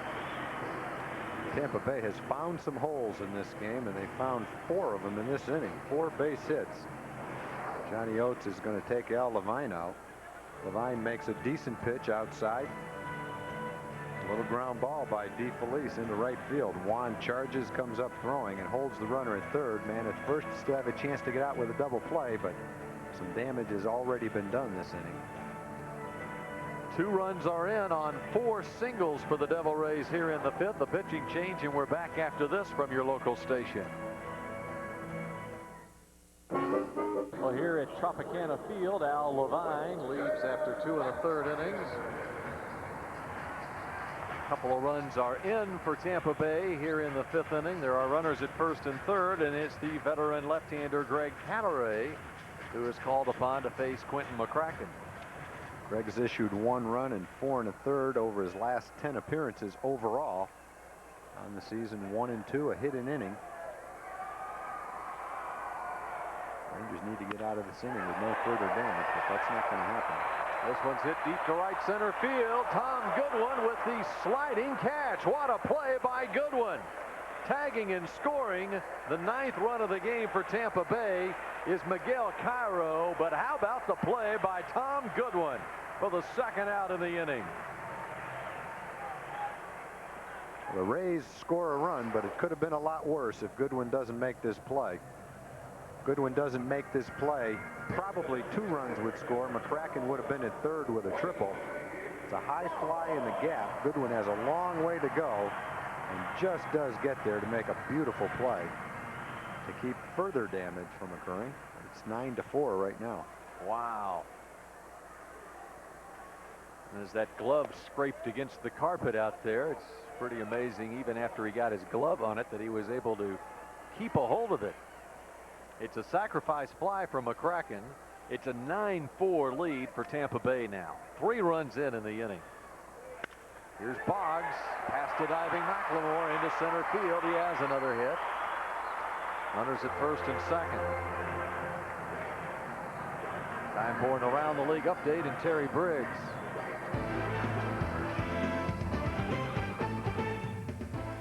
Guys, as you mentioned, things are looking good for the Rangers because of the Orioles trying to get the sweep at Camden Yards, and Brady Anderson helping the cause with a solo home run. That gave them a 7-1 lead at the time. The Angels are coming back. Angels are coming back. It's a 7-4 lead now for Baltimore over Anaheim as they play in the bottom of the 5th. Greg Cadaret faces 2 hitters, McCracken and Boggs. Got a right-handed hitter, Bobby Smith, coming up next, so another pitching change. Now this from your local station.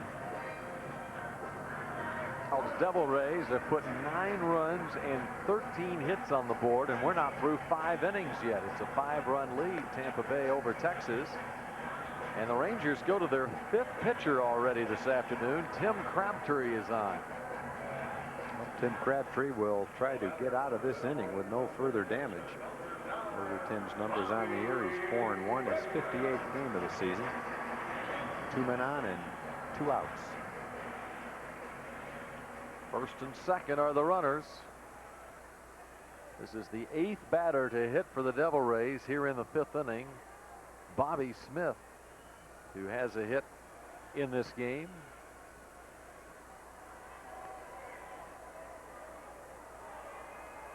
And the first pitch from Crabtree. He's fouled at the plate, 0-1. Rangers have used Loaiza, the starter, going an inning and 2/3, gave up 6 runs on 7 hits. He was followed by Tony Fossas, who got the strikeout to end the 2nd inning. Al Levine goes 2 1/3.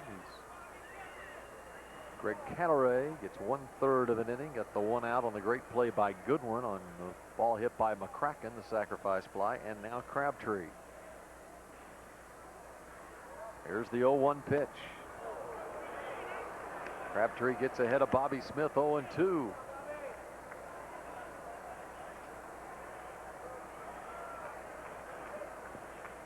Settle back. There's a lot of baseball still to be played this afternoon.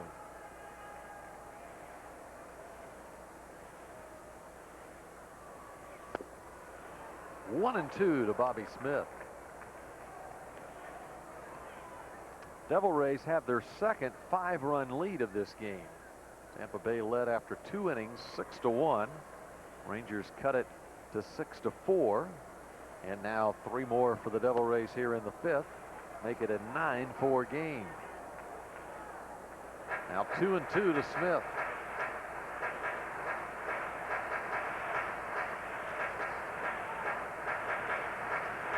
Crabtree last pitched on Tuesday against Kansas City at the ballpark. Came on with the bases loaded and 2 outs in the 5th inning, and Mike Sweeney had a 3-run double off Crabtree. Swing and a miss. This time, though, Crabtree comes on in the 5th with 2 outs and gets the strikeout to end it. But it's a 5-run lead for Tampa Bay.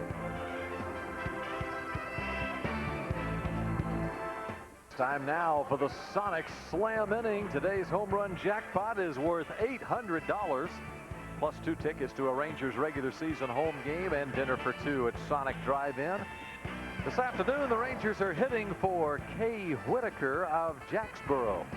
If a Ranger hits a grand slam during this inning, Kay Whitaker of Jacksboro will win $25 grand. For more details on how to enter, stop by any participating Sonic Drive-In. And of all the games this season where the Rangers could use a grand slam, this would be a nice inning to have a grand slam winner in the Sonic Slam inning, as the Rangers are down by 5 runs. Going to the 6th, Juan Gonzalez to lead things off.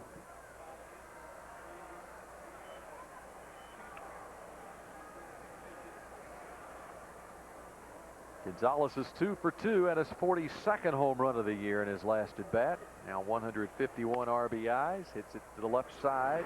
Bobby Smith runs it across, and Gonzalez on 1 pitch is retired. There's 1 out in the 6th.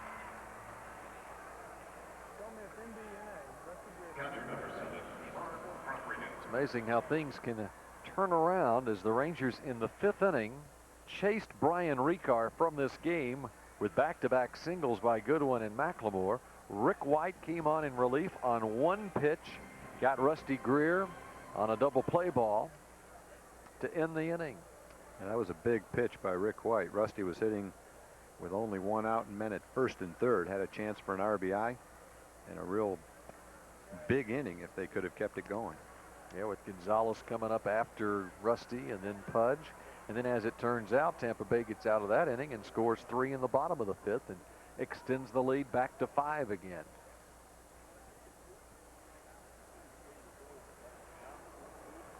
No balls, 1 strike to Rodriguez. 1-1.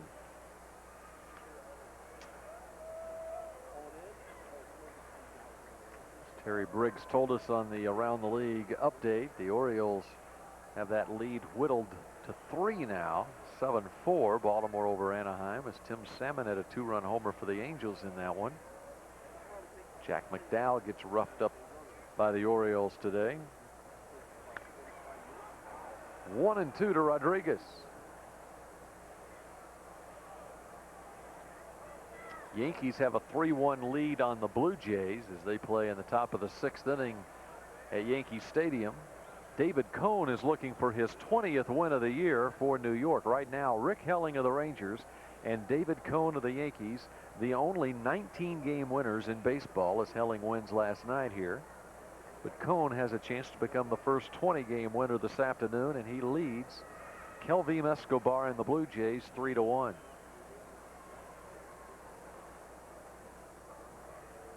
Here's the 1-2 pitch to Pudge. It's 2-2. And this is the Sonic Slam inning, and all contestants drawn for the Sonic Slam inning receive 2 tickets to a Rangers 1998 regular season home game and dinner for 2 at Sonic Drive-In. Derek Jeter has a sacrifice fly and an RBI triple in that game. Making a real good case why he should be considered for the MVP this year. 2-2 to Pudge. If you had to cast a ballot right now, what do you think? Well, I think it's between, in my personal opinion, 2 people, Juan Gonzalez and Nomar Garciaparra. I think if you take Nomar Garciaparra away from the Red Sox, they've got no chance to make postseason play. And you could make a pretty good case that the same thing is true with Juan Gonzalez with 151 RBIs for a team battling for a playoff spot. And that takes nothing away from the Yankee players. But I think with the exception of Derek Jeter, they're pretty much the same team no matter who's out of their lineup. I don't know if that's the same case without their shortstop, though. 3-2 to Rodriguez. Deep in the hole, Ledesma, long throw, the stretch by McGriff, and Pudge is retired. 2 down in the 6th.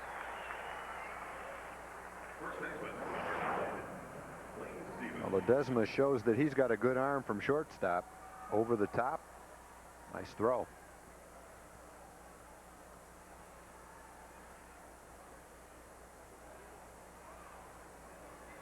Kevin Stocker, their regular shortstop, has been out of the lineup for quite a while, and Ledesma, who pretty much I think was looked at as a utility player, has been getting a chance to play a lot. He's been hurt recently, but when he's gotten a chance to play, he's done a good job. Stocker went out with a broken hand. Ledesma got a chance to start playing on a regular basis August 29th, played in 10 straight games, hit very well. Then he suffered a groin injury. In fact, it was last Sunday. And this is his first time back in the lineup here a week later after suffering that injury. And he is 1 for 3 at the plate, makes the long throw to get Rodriguez here in the 6th. Lee Stevens fouls it off. 1-2. Stevens is 0 for 2 in the game. Kay Whitaker of Jacksboro, the contestant in the Sonic Slam inning. If Lee can hit a home run here, it would be worth $800 to Kay Whitaker.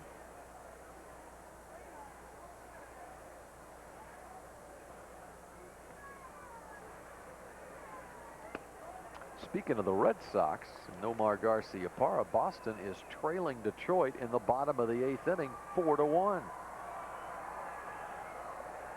Toronto trailing the Yankees 3-1, and the Red Sox lead in the wild card race over the Blue Jays coming into this game was 4 games, 4.5 over the Rangers.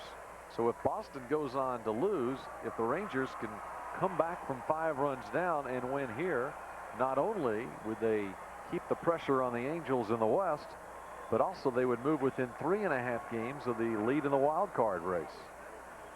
3-2 pitch. There's ball 4. Stevens, a 2-out base runner here in the 6th. Third baseman number 27, Todd Zeal. Rangers try to get something going with 2 outs against Rick White here in the 6th inning. As Stevens draws the walk, and now Todd Zeal, the hitter. Zeal 0 for 1 at a sacrifice fly, his 20th RBI. Back in the 2nd inning. And White misses with that one, 1-0 to Zeal. Rich Butler, the right fielder for the Devil Rays, was taken out of the game for precautionary reasons after hitting his head on the wall on a double hit by Rodriguez early in the game. That's why Mike Kelly came into the game for Butler. Andy Bennis has a no-hitter through 8 innings in the Diamondbacks Whoa, Reds game. how about that? Some expansion history trying to be written by Andy Bennis for the Diamondbacks.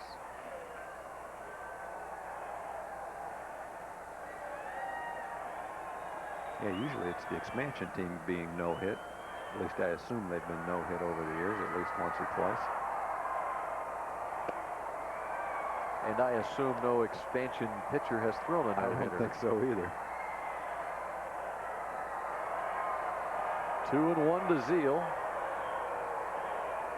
Andy Bennis is not your typical expansion pitcher. He's been pitching real well lately for the Diamondbacks too.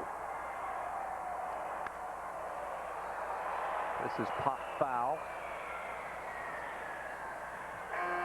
In fact, over the last 8 innings, Andy Bennis has pitched very well for the Diamondbacks.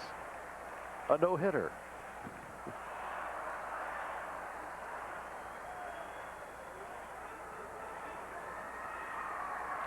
Bennis has 3 straight starts in which he's gone at least 7 innings and given up just 1 run. In fact, 4 of his last 5 starts, he's gone at least 7 innings, given up just 1 run. Hanging in there is Zeal at 2-2. Bennis, had the Diamondbacks been shopping him, would have been a nice pickup for a team down the stretch, as it turns out, the way he's been pitching here in late August and into September. But the Diamondbacks with a 5-0 lead on the Reds, and Bennis with the no-hitter through 8 innings. Zeal turns on this one, sends it to left field, but reaching on the track to make the play is Bubba Trammell, and that'll do it for the Rangers in the 6th. We're through 5.5, and the Rangers trail by 5.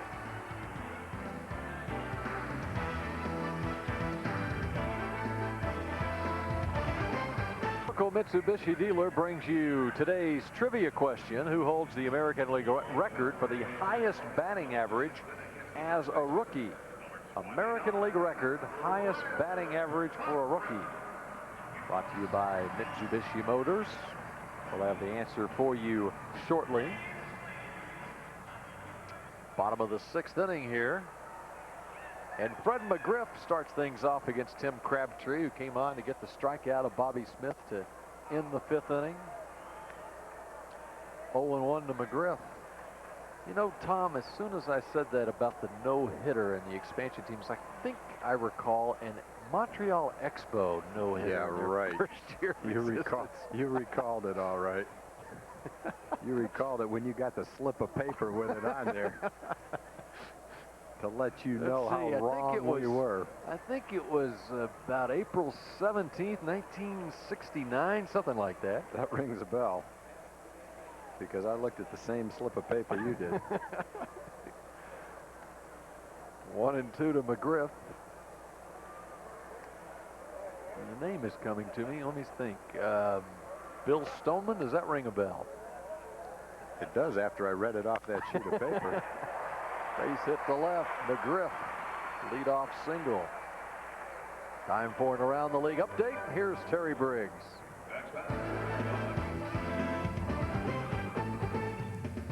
At Wrigley Field this afternoon, slamming Sammy Sosa at the plate, takes ball 3 against the Brewers. So manager Phil Garner tells his pitcher to walk him. Sammy 0 for 1 with a walk today, still looking for number 61. Sammy at 60 and holding so far today. Cubs take the lead on the Brewers.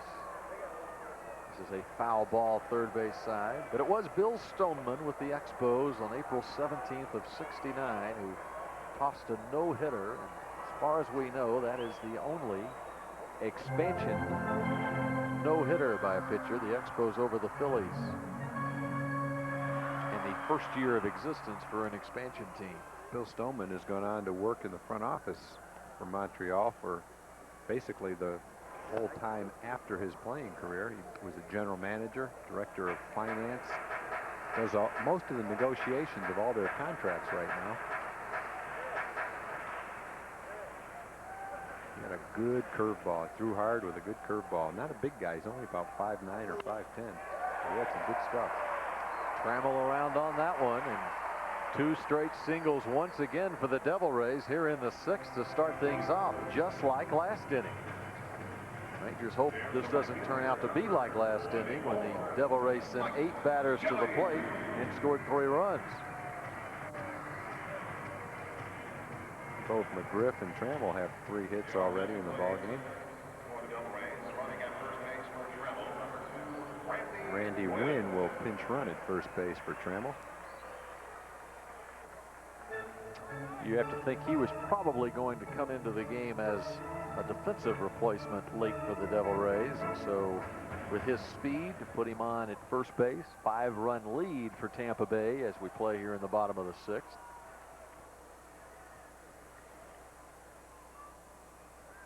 And Mike Kelly is the hitter. Kelly in his first at bat had a single in the 5th inning and scored a run. Tampa Bay scored 6 runs in the 2nd inning and got 3 in the 5th. 6 runs off Loaiza in the 2nd. And the other 3 runs were off Al Levine in the 5th. Levine went 2 1/3 innings, gave up 3 runs on 5 hits.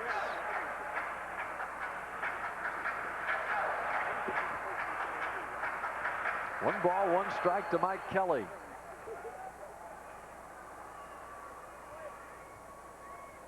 Crabtree got the strikeout to end the 5th inning, and then 2 straight singles to start the 6th by McGriff and Trammell. 2-1 to Mike Kelly. Kelly had a big game against the Rangers at the ballpark back in April.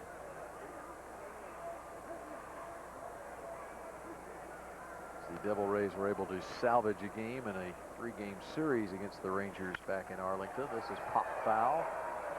Will reach the seats, and it's 2 balls and 2 strikes.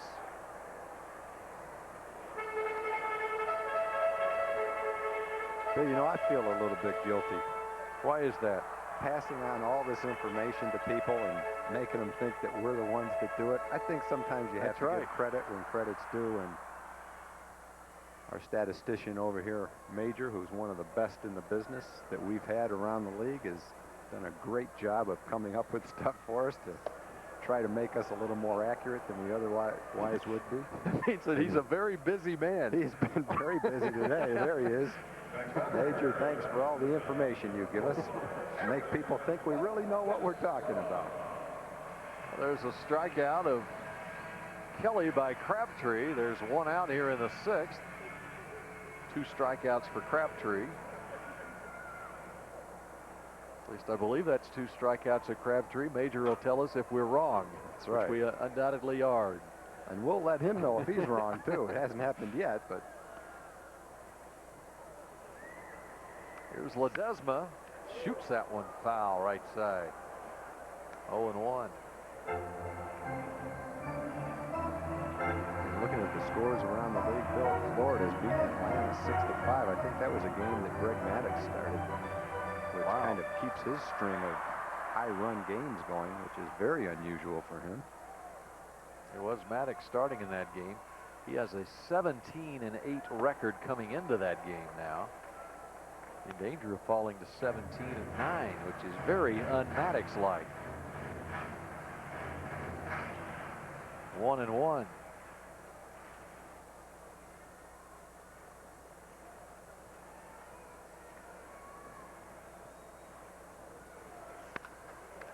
Crabtree flags it down to Clayton for 1. On to first, the double play. That's how you field your position. Crabtree gets the job done. Devil Rays leave a man on in the 6th. We're through 6, and the Rangers need a rally. We asked the Mitsubishi Motors trivia question earlier, who holds the American League record for the highest batting average as a rookie? And the answer, Wade Boggs. 349 average for Boggs back in the 1982 season. Highest batting average in the American League for a rookie. Boggs now 40 years old, as the big hit in this game for Tampa Bay, a grand slam home run back in the second inning. It was back in 1982 with the Boston Red Sox, and his second year in the big leagues, Boggs hit 361. 349 his first year, 361 his second year.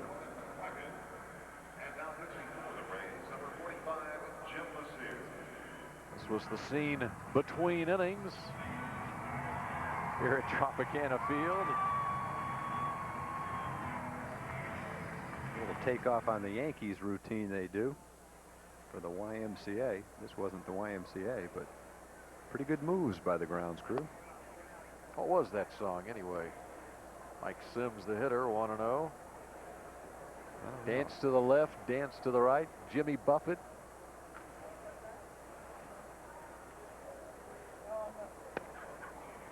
There's a strike, 1-1 to Sims.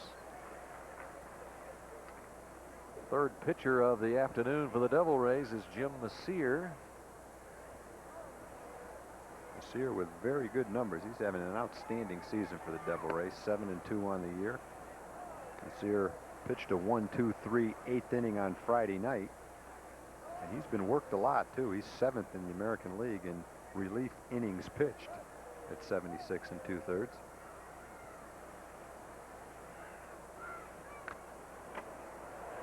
So did you ever figure out the name of that song? Dance to the left, dance to the right. I don't know. Wrong. Wrong. Fins. Oh, really? Someone told me. Oh. You knew I didn't know the name of that song. 2-2 to Sims. Left side, Ledesma. Got him. One down in the 7th. Messier retires the first man he faces. Tampa Bay bullpen has come through in relief of Brian Ricard this afternoon. Rick White did a fine job. Got a double play ball to end the 5th inning, and then just gave up the 2-out walk to Stevens in the 6th. He goes an inning and 2/3, and now Messier facing Royce Clayton with 1 out. And the no-hitter is no more in Cincinnati. With 1 out in the 9th inning, Sean Casey gets a single for the Reds against Andy Bennis, who loses his no-hitter in the 9th inning. Went 8 1/3 innings of no-hit baseball. He did walk 3. So Bill Stoneman's record is intact as far as expansion no-hitters. To right field. Kelly makes the play. 2 up, 2 down for the Rangers in the 7th.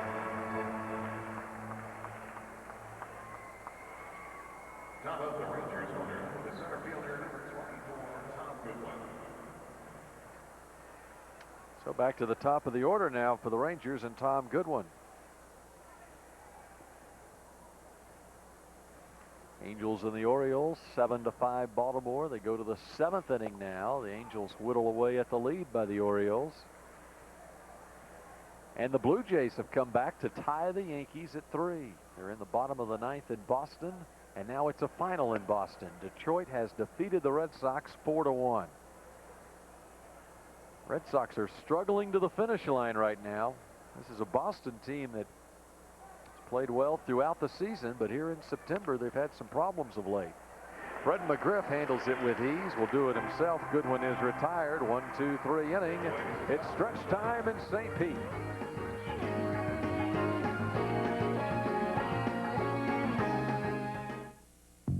Time for the game summary. It's brought to you by General Motors, the Rangers, and Devil Rays. From Tropicana Field, Wade Boggs, the big blow in the 2nd inning off of Esteban Loaiza. Rangers have used 5 pitchers in the first 6 innings this afternoon. And this was the hit by Boggs with the bases loaded in that 2nd inning. The grand slam, his 7th home run of the season.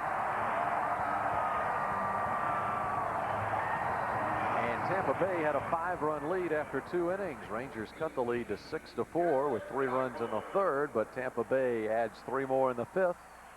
The 9-4 lead for Boggs and Tampa Bay going to the bottom of the 7th. Miguel Cairo leading things off in the 7th for the Devil Rays against Tim Crabtree. who came on to get the final out of the 5th inning. Did not give up a run in the 6th. And gets ahead of Cairo 0-1.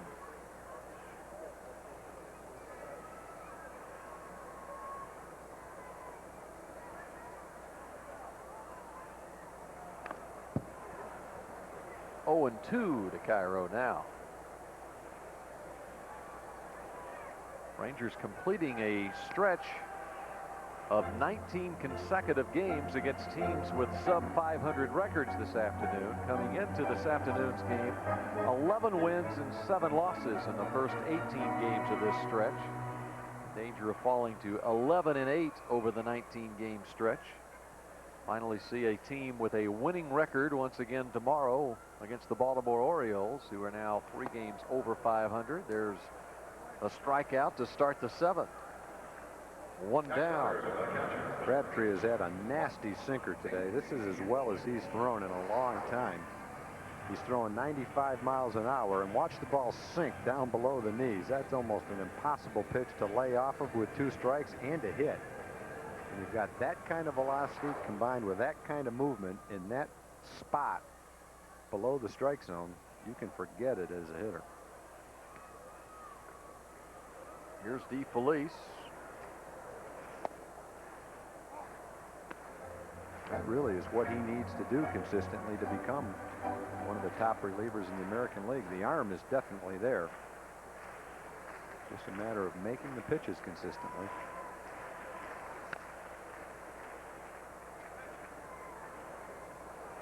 One and one to DeFelice.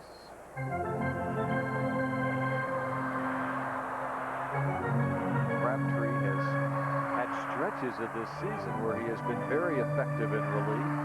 Back in the month of June, his earned run average was down under 1 at 0.64 for the month, and in 11 appearances in the month of June. And you know, those stretches, Bill, are what give you reason to believe that he can become that kind of pitcher. But what really separates good pitchers from great pitchers is their inability to do it day in and day out for 162 games. That's the hardest part of the baseball season, playing every day for 6 months and going out there as a relief pitcher 50 or 60 times and having your good stuff and having good location almost every time. And that's the difference between a guy that's a middle reliever, a guy that's a stopper. The physical ability is there. The flashes of that outstanding performance are there. But day in and day out, that's what's missing right now. 1 ball, 2 strikes to DeFelice. 2-2. Yeah, after that month of June, Crabtree's earned run average in July was up over 6. It's back down in August, so it's kind of been an up and down year for Crabtree. Rangers could sure use a consistent performance out of Crabtree down the stretch the last couple of weeks of this season and into the postseason if they make it there. Regular season ends 2 weeks from today. 2 games left on this, the second to last road trip of the season, and the upcoming homestand against the Angels and the Athletics Wednesday through Sunday. A 5-game homestand, the final homestand of the regular season. 2 balls, 2 strikes. He got him. 2 straight strikeouts to start the 7th. And it's time for an Around the League update, and Terry Briggs again.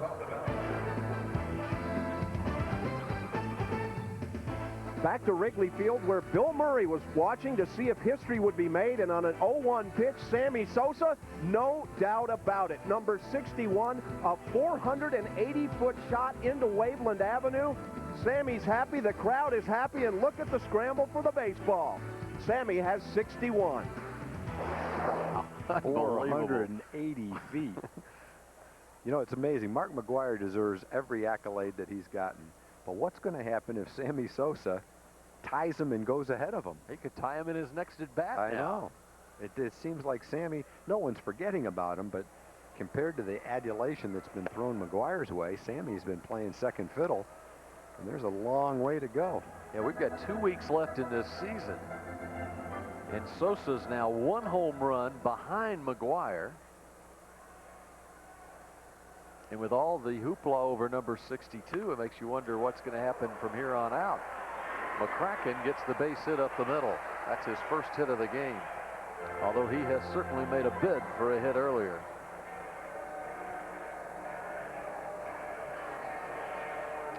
And as McCracken gets on here in the 7th inning, the left-handed hitting Wade Boggs is coming up next, and Johnny Oates out of the Ranger dugout. Crabtree strikes out the first 2 men he faces in the 7th, and then McCracken gets the single that just finds its way into center field.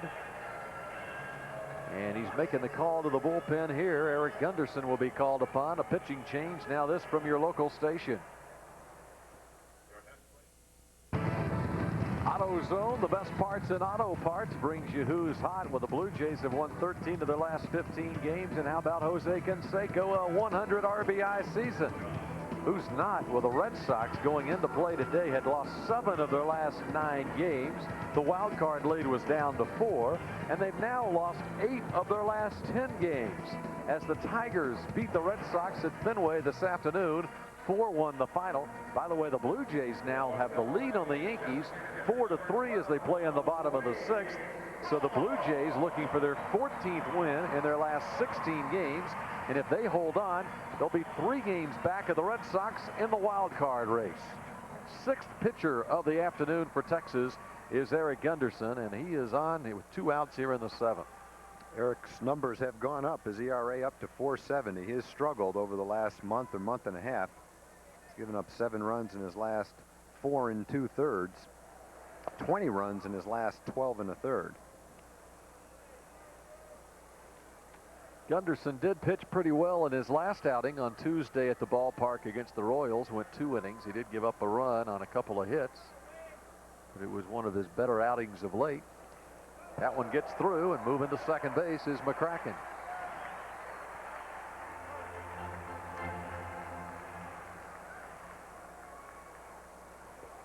So the Devil Rays with a runner in scoring position. It's a wild pitch.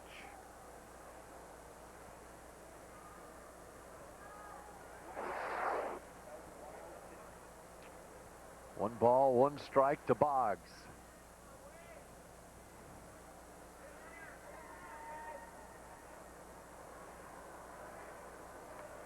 Boggs had the grand slam back in the 2nd. He also singled in this game, fouls that one back, and Gunderson gets ahead of him. 1 ball and 2 strikes. Well, the Rangers in the 8th inning will have McLemore, Greer, and Gonzalez coming up.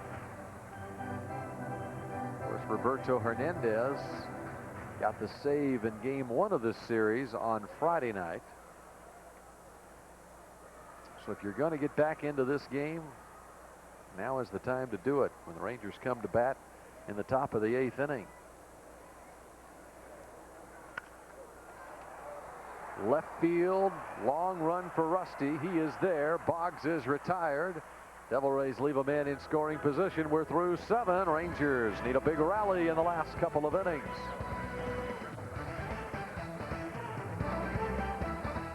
Lynn coverage of Rangers baseball is brought to you by Budweiser. Now is the perfect time to enjoy a fresh, cold, Beechwood-aged Budweiser. And by the company you count on wherever life takes you. General Motors, people in motion. 9-4, Tampa over Texas. We go to the 8th inning. Rangers need to mount a rally here against the Tampa Bay Devil Rays. McLemore, Greer, and Gonzalez here in the 8th. The 1-0 pitch. 2 balls and no strikes.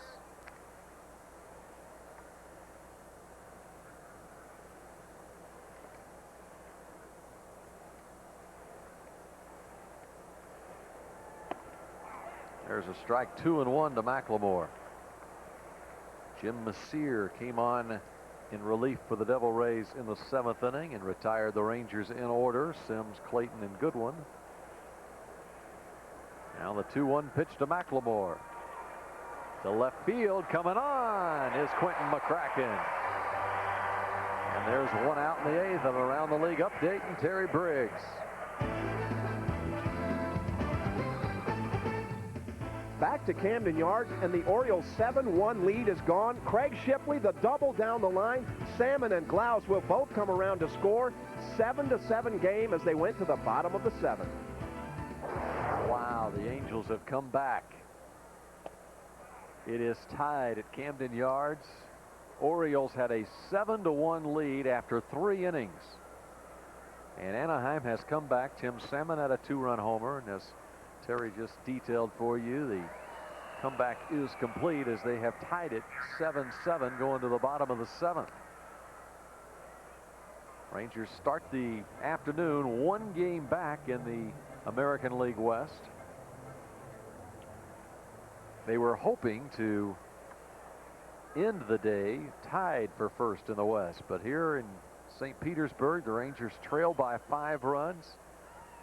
And the Angels came from 6 runs down to tie it. This is deep down the line, in right. It is gone. Rusty Greer, perhaps the Ranger comeback is on. 3rd home run of the afternoon for Texas. It's Rusty's 14th of the season.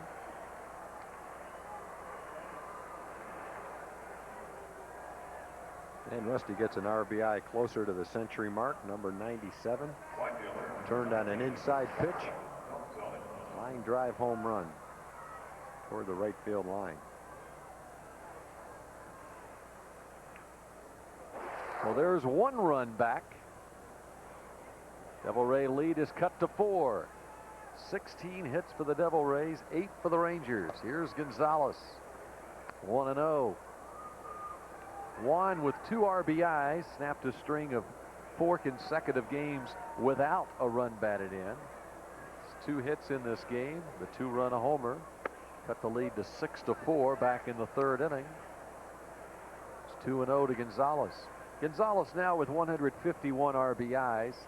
It is the 2nd most RBIs in a season in the major league since 1949.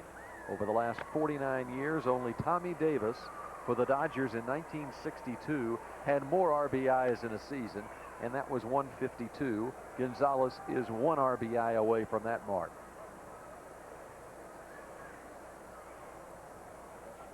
Two and 1 to Gonzalez.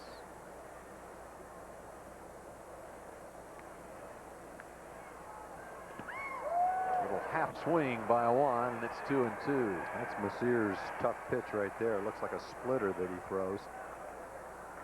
Not overpowering with his fastball, little slider that he throws, but his out pitch is that splitter. Bottom drops out of it.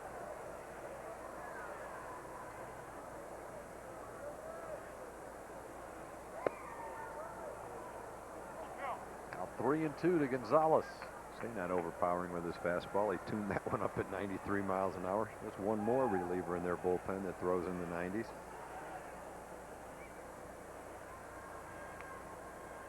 3-2 pitch. That's do it again. That's the splitter at 77 miles an hour. It's kind of an like idea why he's been successful. Kind of like the Blue Jays, if they're guys that can bring it into the mid-90s, a lot of them. They've got several guys. Boy, their young starters are coming through in that Yankee series. Carpenter yesterday and Escobar today. Robert Person's being used as the closer for them. He's a 95, 96. Smith makes the play. There are 2 outs here in the 8th. Person has a couple of saves, and he might have a chance for another one this afternoon against the Yankees because the Blue Jays lead 5-3 in the 7th. Trying to move within 3 games of the Red Sox. Well, can you imagine the fans in Boston about this time? As many times as I know just what they're saying. Here we go again. There's no way the Red Sox are going to hang on. They're going to choke. That's the way it is there. Curse of the Bambino. And they won't believe it until the World Series is over and they've won it.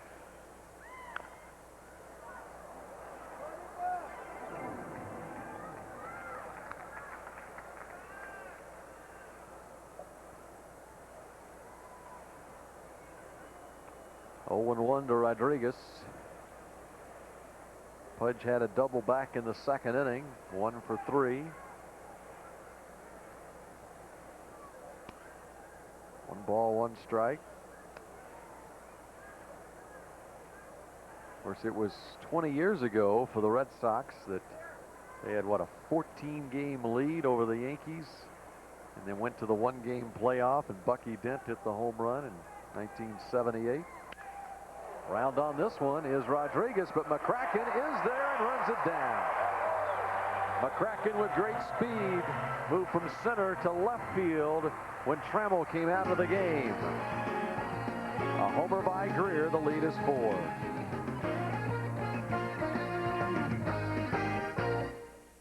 Break. Kids 7 through 14 can participate in a 3-day baseball camp presented by the Texas Rangers and the Plano Baseball Association. The camp takes place Monday, Wednesday, and Friday, October 5th, 7th, and 9th from 9 a.m. to 3 p.m. For more information, call 817-273-5297. Quentin McCracken has had the fine defense.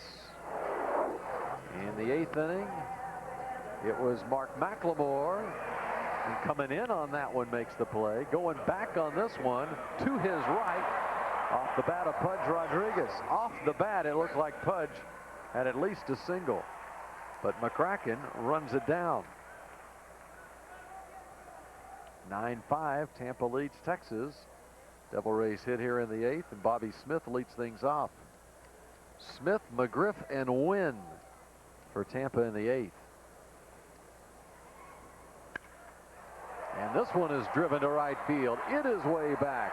And Bobby Smith, Tom going the opposite way one more time with the home run. Counters the homer by Rusty in the top half of the inning. I don't blame him. The way the ball flies out in that direction of the ballpark, it's not very deep to begin with. And you've got the ability to adjust your stroke to hit it that way. Why not go with it? Bobby Smith doing a nice job of that. Second time he's gone the other way for a base hit. Get a fastball out over the plate, it makes it easy. Line drive home run. Why would the ball carry in a dome that way? Yeah, I don't know that it does really carry. You hear their pitchers say that they think the ball carries. I don't know how it could carry, unless the atmospheric conditions are such. There's definitely no wind to slow it down. Or to speed it up. Doesn't seem like it unless the air conditioners are blowing, blowing in a out. certain way. The air conditioners are blowing out. AC is blowing hard. 0-2 to McGriff. Lays off that one, and it's 1 ball and 2 strikes. The Astrodome has always been a notoriously tough place to hit in as far as home runs go. And you know, you see Royce Clayton hit a ball 415 feet off the center field wall in this ballpark. You know, could he do the same thing in the Astrodome? I don't know. Strikeout there. Around the league update. Here's Terry.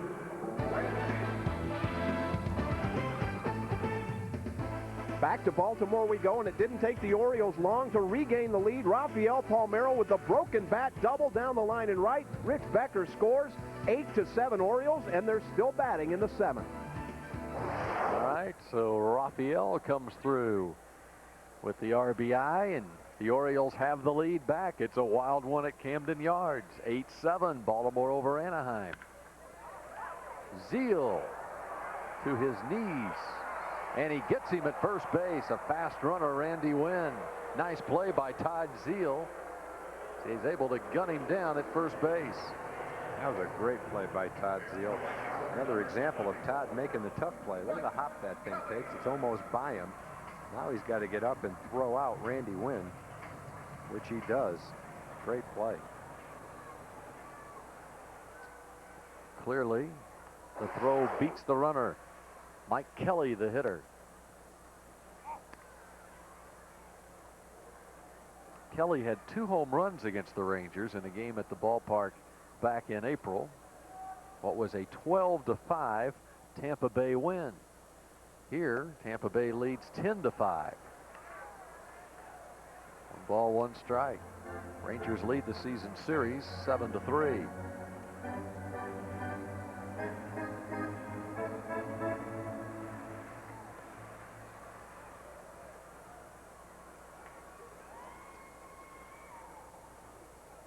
One pitch. 2-1 to Kelly. Well, Will Clark has made his way to the Ranger dugout. He, of course, was injured in last night's game. He told Johnny Oates before the game he would be available as a pinch hitter. Johnny was pretty negative about it. Didn't think he would be used as a pinch hitter in this game. But Will, ever the gamer, despite the fractured right big toe, and there you see the covering on his shoe there. I think it just depends on the situation, Bill. I think Tommy Lasorda thought the same thing about Kirk That's Gibson right. that day in the World Series.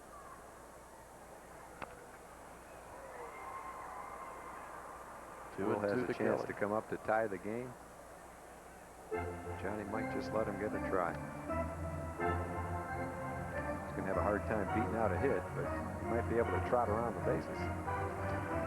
You know, at this point, Johnny would just like to be in that position to make that decision. Yes, he would.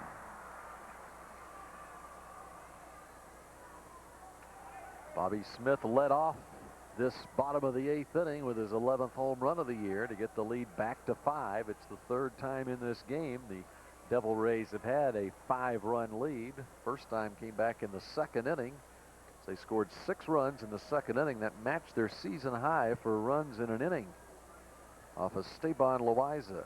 Eric Gunderson, the 6th pitcher of the afternoon for Texas. And the count goes full to Mike Kelly.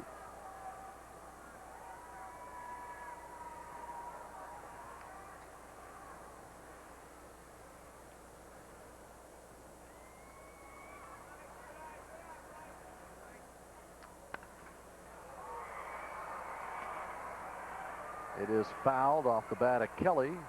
Well, the Orioles have exploded in the bottom of the 7th inning. Good news for the Rangers. They've added 3 more runs in the bottom of the 7th, and it's 11-7 Baltimore over Anaheim. Well, the Angels having some problems with their bullpen. Troy Percival blew the save yesterday. They had a 2-0 lead going to the bottom of the 9th, and the Orioles scored 3 in the 9th. Mike Bordick had an 11-pitch at bat and hit a home run off Percival. And then Eric Davis won it for Baltimore. And now this afternoon, after Anaheim battles back to make it a 7-7 game through 6.5 innings, in the bottom of the 7th, the Orioles score 4.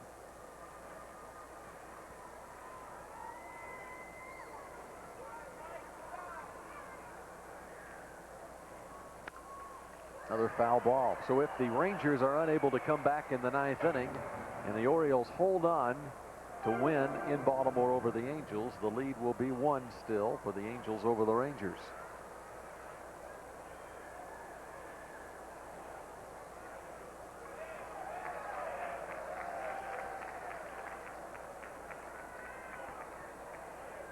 Here's the 3-2 pitch. Swing and a miss. Gunderson gets Kelly to end the 8th. In the 9th for Texas, due up Lee Stevens, followed by Todd Zeile and Mike Sims. It is the 9th inning here at Tropicana Field. The Devil Rays trying to win this series over the Rangers after taking game 1 3-2. Rangers came back and took game 2 8-2, and now the Devil Rays go to the 9th, leading by 5, 10-5 over Texas. It's been a 17-hit attack for the Devil Rays, and now they hand it over to Roberto Hernandez, not in a save situation, but he is the closer for Tampa. He was in a save situation earlier in this series. He got his 25th save Friday, pitched a shutout inning. His last 3 appearances, he's faced 13 batters. He's gotten 12 of them, 7 on strikeouts. So it's been a little bit of an inconsistent season for the big guy, but he's been throwing hard and throwing well lately. Got off to a slow start back early in the season. A lot of walks early in the season. Had a couple of strikeouts against the Rangers in Friday night's game, including Lee Stevens to end the game. And Lee Stevens starts things off for the Rangers in the 9th. The Rangers need base runners. Down by 5. Rangers have 3 home runs in this game. Clayton, Gonzalez, and Greer.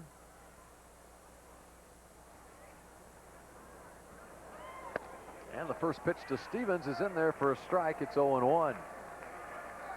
Budweiser scores. The Indians are winners. They come from behind against the White Sox. Blue Jays leading the Yankees 5-3, and it's now 11-7 Orioles over the Angels.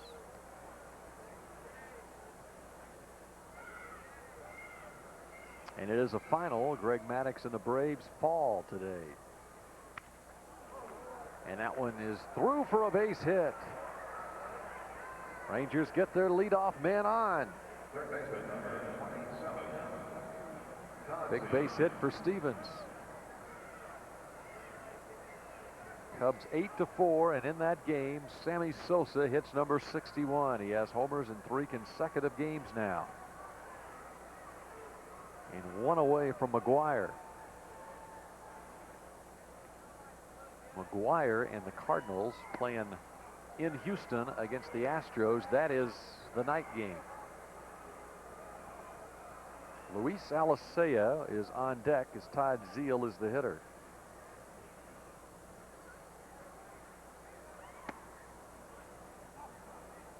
One ball, one strike. 255 average for Zeile. Zeile got a base hit off Hernandez in the game on Friday night. This is to center field, but Randy Wynn is there.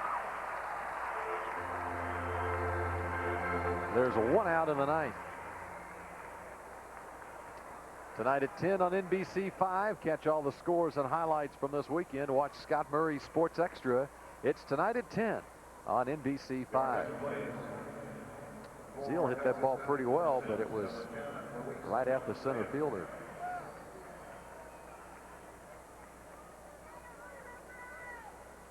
Mike Sims, the designated hitter, is being hit for here is Alicea with 1 out and a runner on at first base.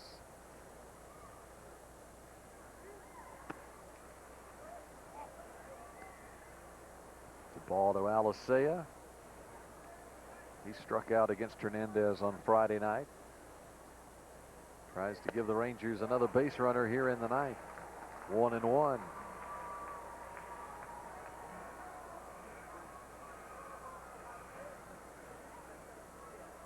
Rangers this season with 7 wins over the expansion Devil Rays, and Tampa trying to take 2 out of 3 this weekend.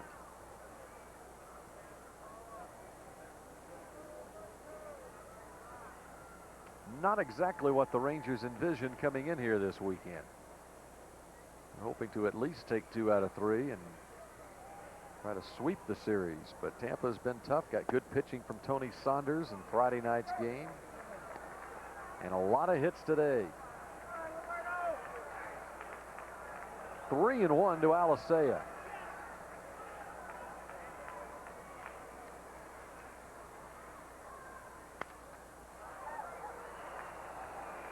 This one is fouled into the seats on the left field side, and it's 3 balls and 2 strikes. Mets beat the Expos 1-0 today. Willie Blair got the start for the Mets in that one. With the Cubs leading Milwaukee 8-4. Cubs with a 1-game lead in the National League wild card race.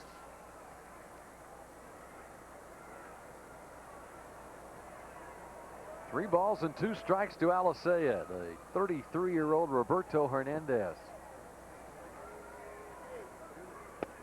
There is ball 4. Rangers have 2 men on in the ninth. It's a start. Larry Rothschild, the manager for the Devil Rays.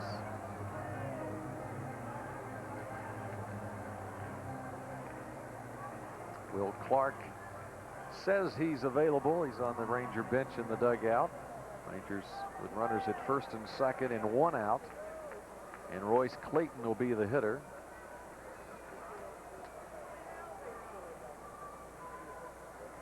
Thing is, it's going to be a while before there's anyone that comes up that he would actually pinch hit for now that the bottom of the lineup is done. You got Goodwin, McLemore, Greer, Gonzalez, Rodriguez, Stevens the only way.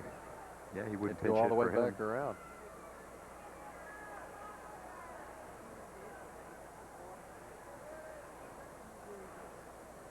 And if we get that far, we'll have such a lead we won't need him to risk it. Shoots that one foul. No balls and 2 strikes to Royce Clayton. Clayton had a home run back in the 3rd inning.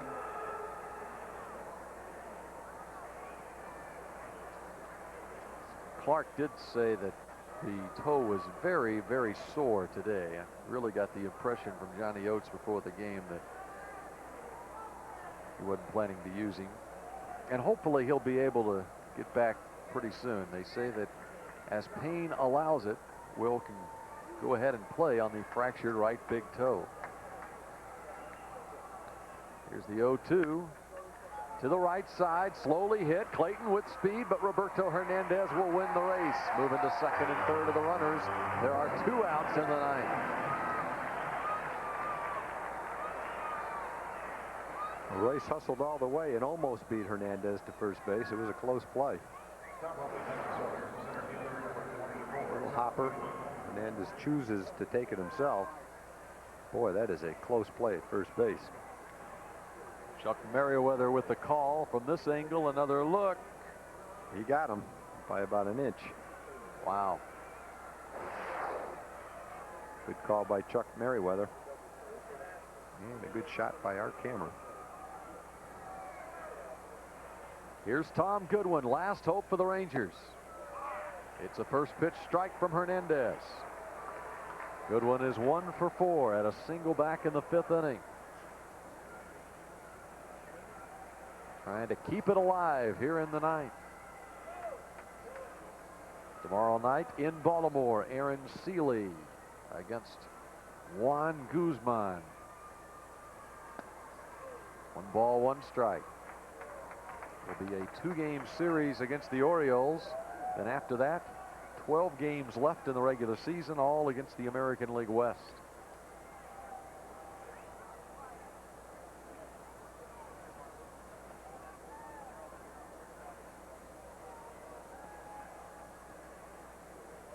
Goodwin just 1 for 11 in his career against Roberto Hernandez. This is a high chop. Goodwin with speed. Can he beat it? No, he cannot. The Devil Rays win the game. Miguel Cairo makes the play, and the Rangers are retired. They leave 2 men in scoring position in the 9th. And Tampa Bay with the big offensive numbers on this afternoon. 10 runs on 17 hits. The win by 5 over Texas. Tampa takes 2 out of 3 from Texas over the weekend. Now the Rangers hope the Orioles come through before heading to Baltimore. We'll be back to wrap this one up on NBC5 when we come back in just a moment.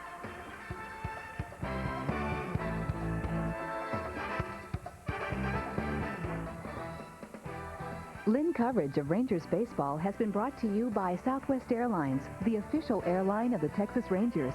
By Powerade. Slam home the refreshment with an ice-cold Powerade, official sports drink of the Texas Rangers. By AutoZone, the best parts in auto parts. By Sonic Drive-Ins, where we invite you to drive in for a change. And by Budweiser. Now is the perfect time to enjoy a fresh, cold, Beechwood-aged Budweiser.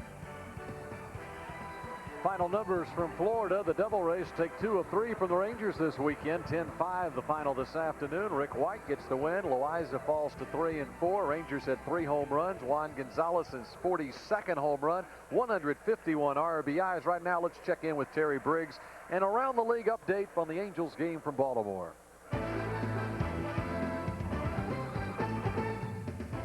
The floodgates opened in the bottom of the 7th for the Orioles. Mike Bordick with the base hit to left scores Harold Baines, and Rafael Palmeiro right behind him on the close play at the plate. He's safe. The Orioles scored 4 in the 7th to go up 11-7. So the Orioles with that 11-7 lead in the 8th inning over the Angels. The Rangers right now hoping the Orioles hold on before we head to Baltimore. Well, you'll take all the help you can get, Bill. I'll take a loss up there, but Loaiza just didn't have it today. The Rangers hit 3 home runs. They scored enough runs. They just didn't get the job done pitching-wise. And Wade Boggs at the big grand slam. Join us tomorrow night at 5:30 on KXTX-39 for the Rangers pregame 39 on deck with Craig Miller. Then at 6 on the Lynn Television Network. Rangers travel to Camden Yards to face the Orioles. The president of Lynn Productions is Lee Speakerman. Today's game produced by Paul McConnell, directed by Clay Armstrong. Our technical director, Bill Moore, associate producers Carla McMurray and Eric Josephson.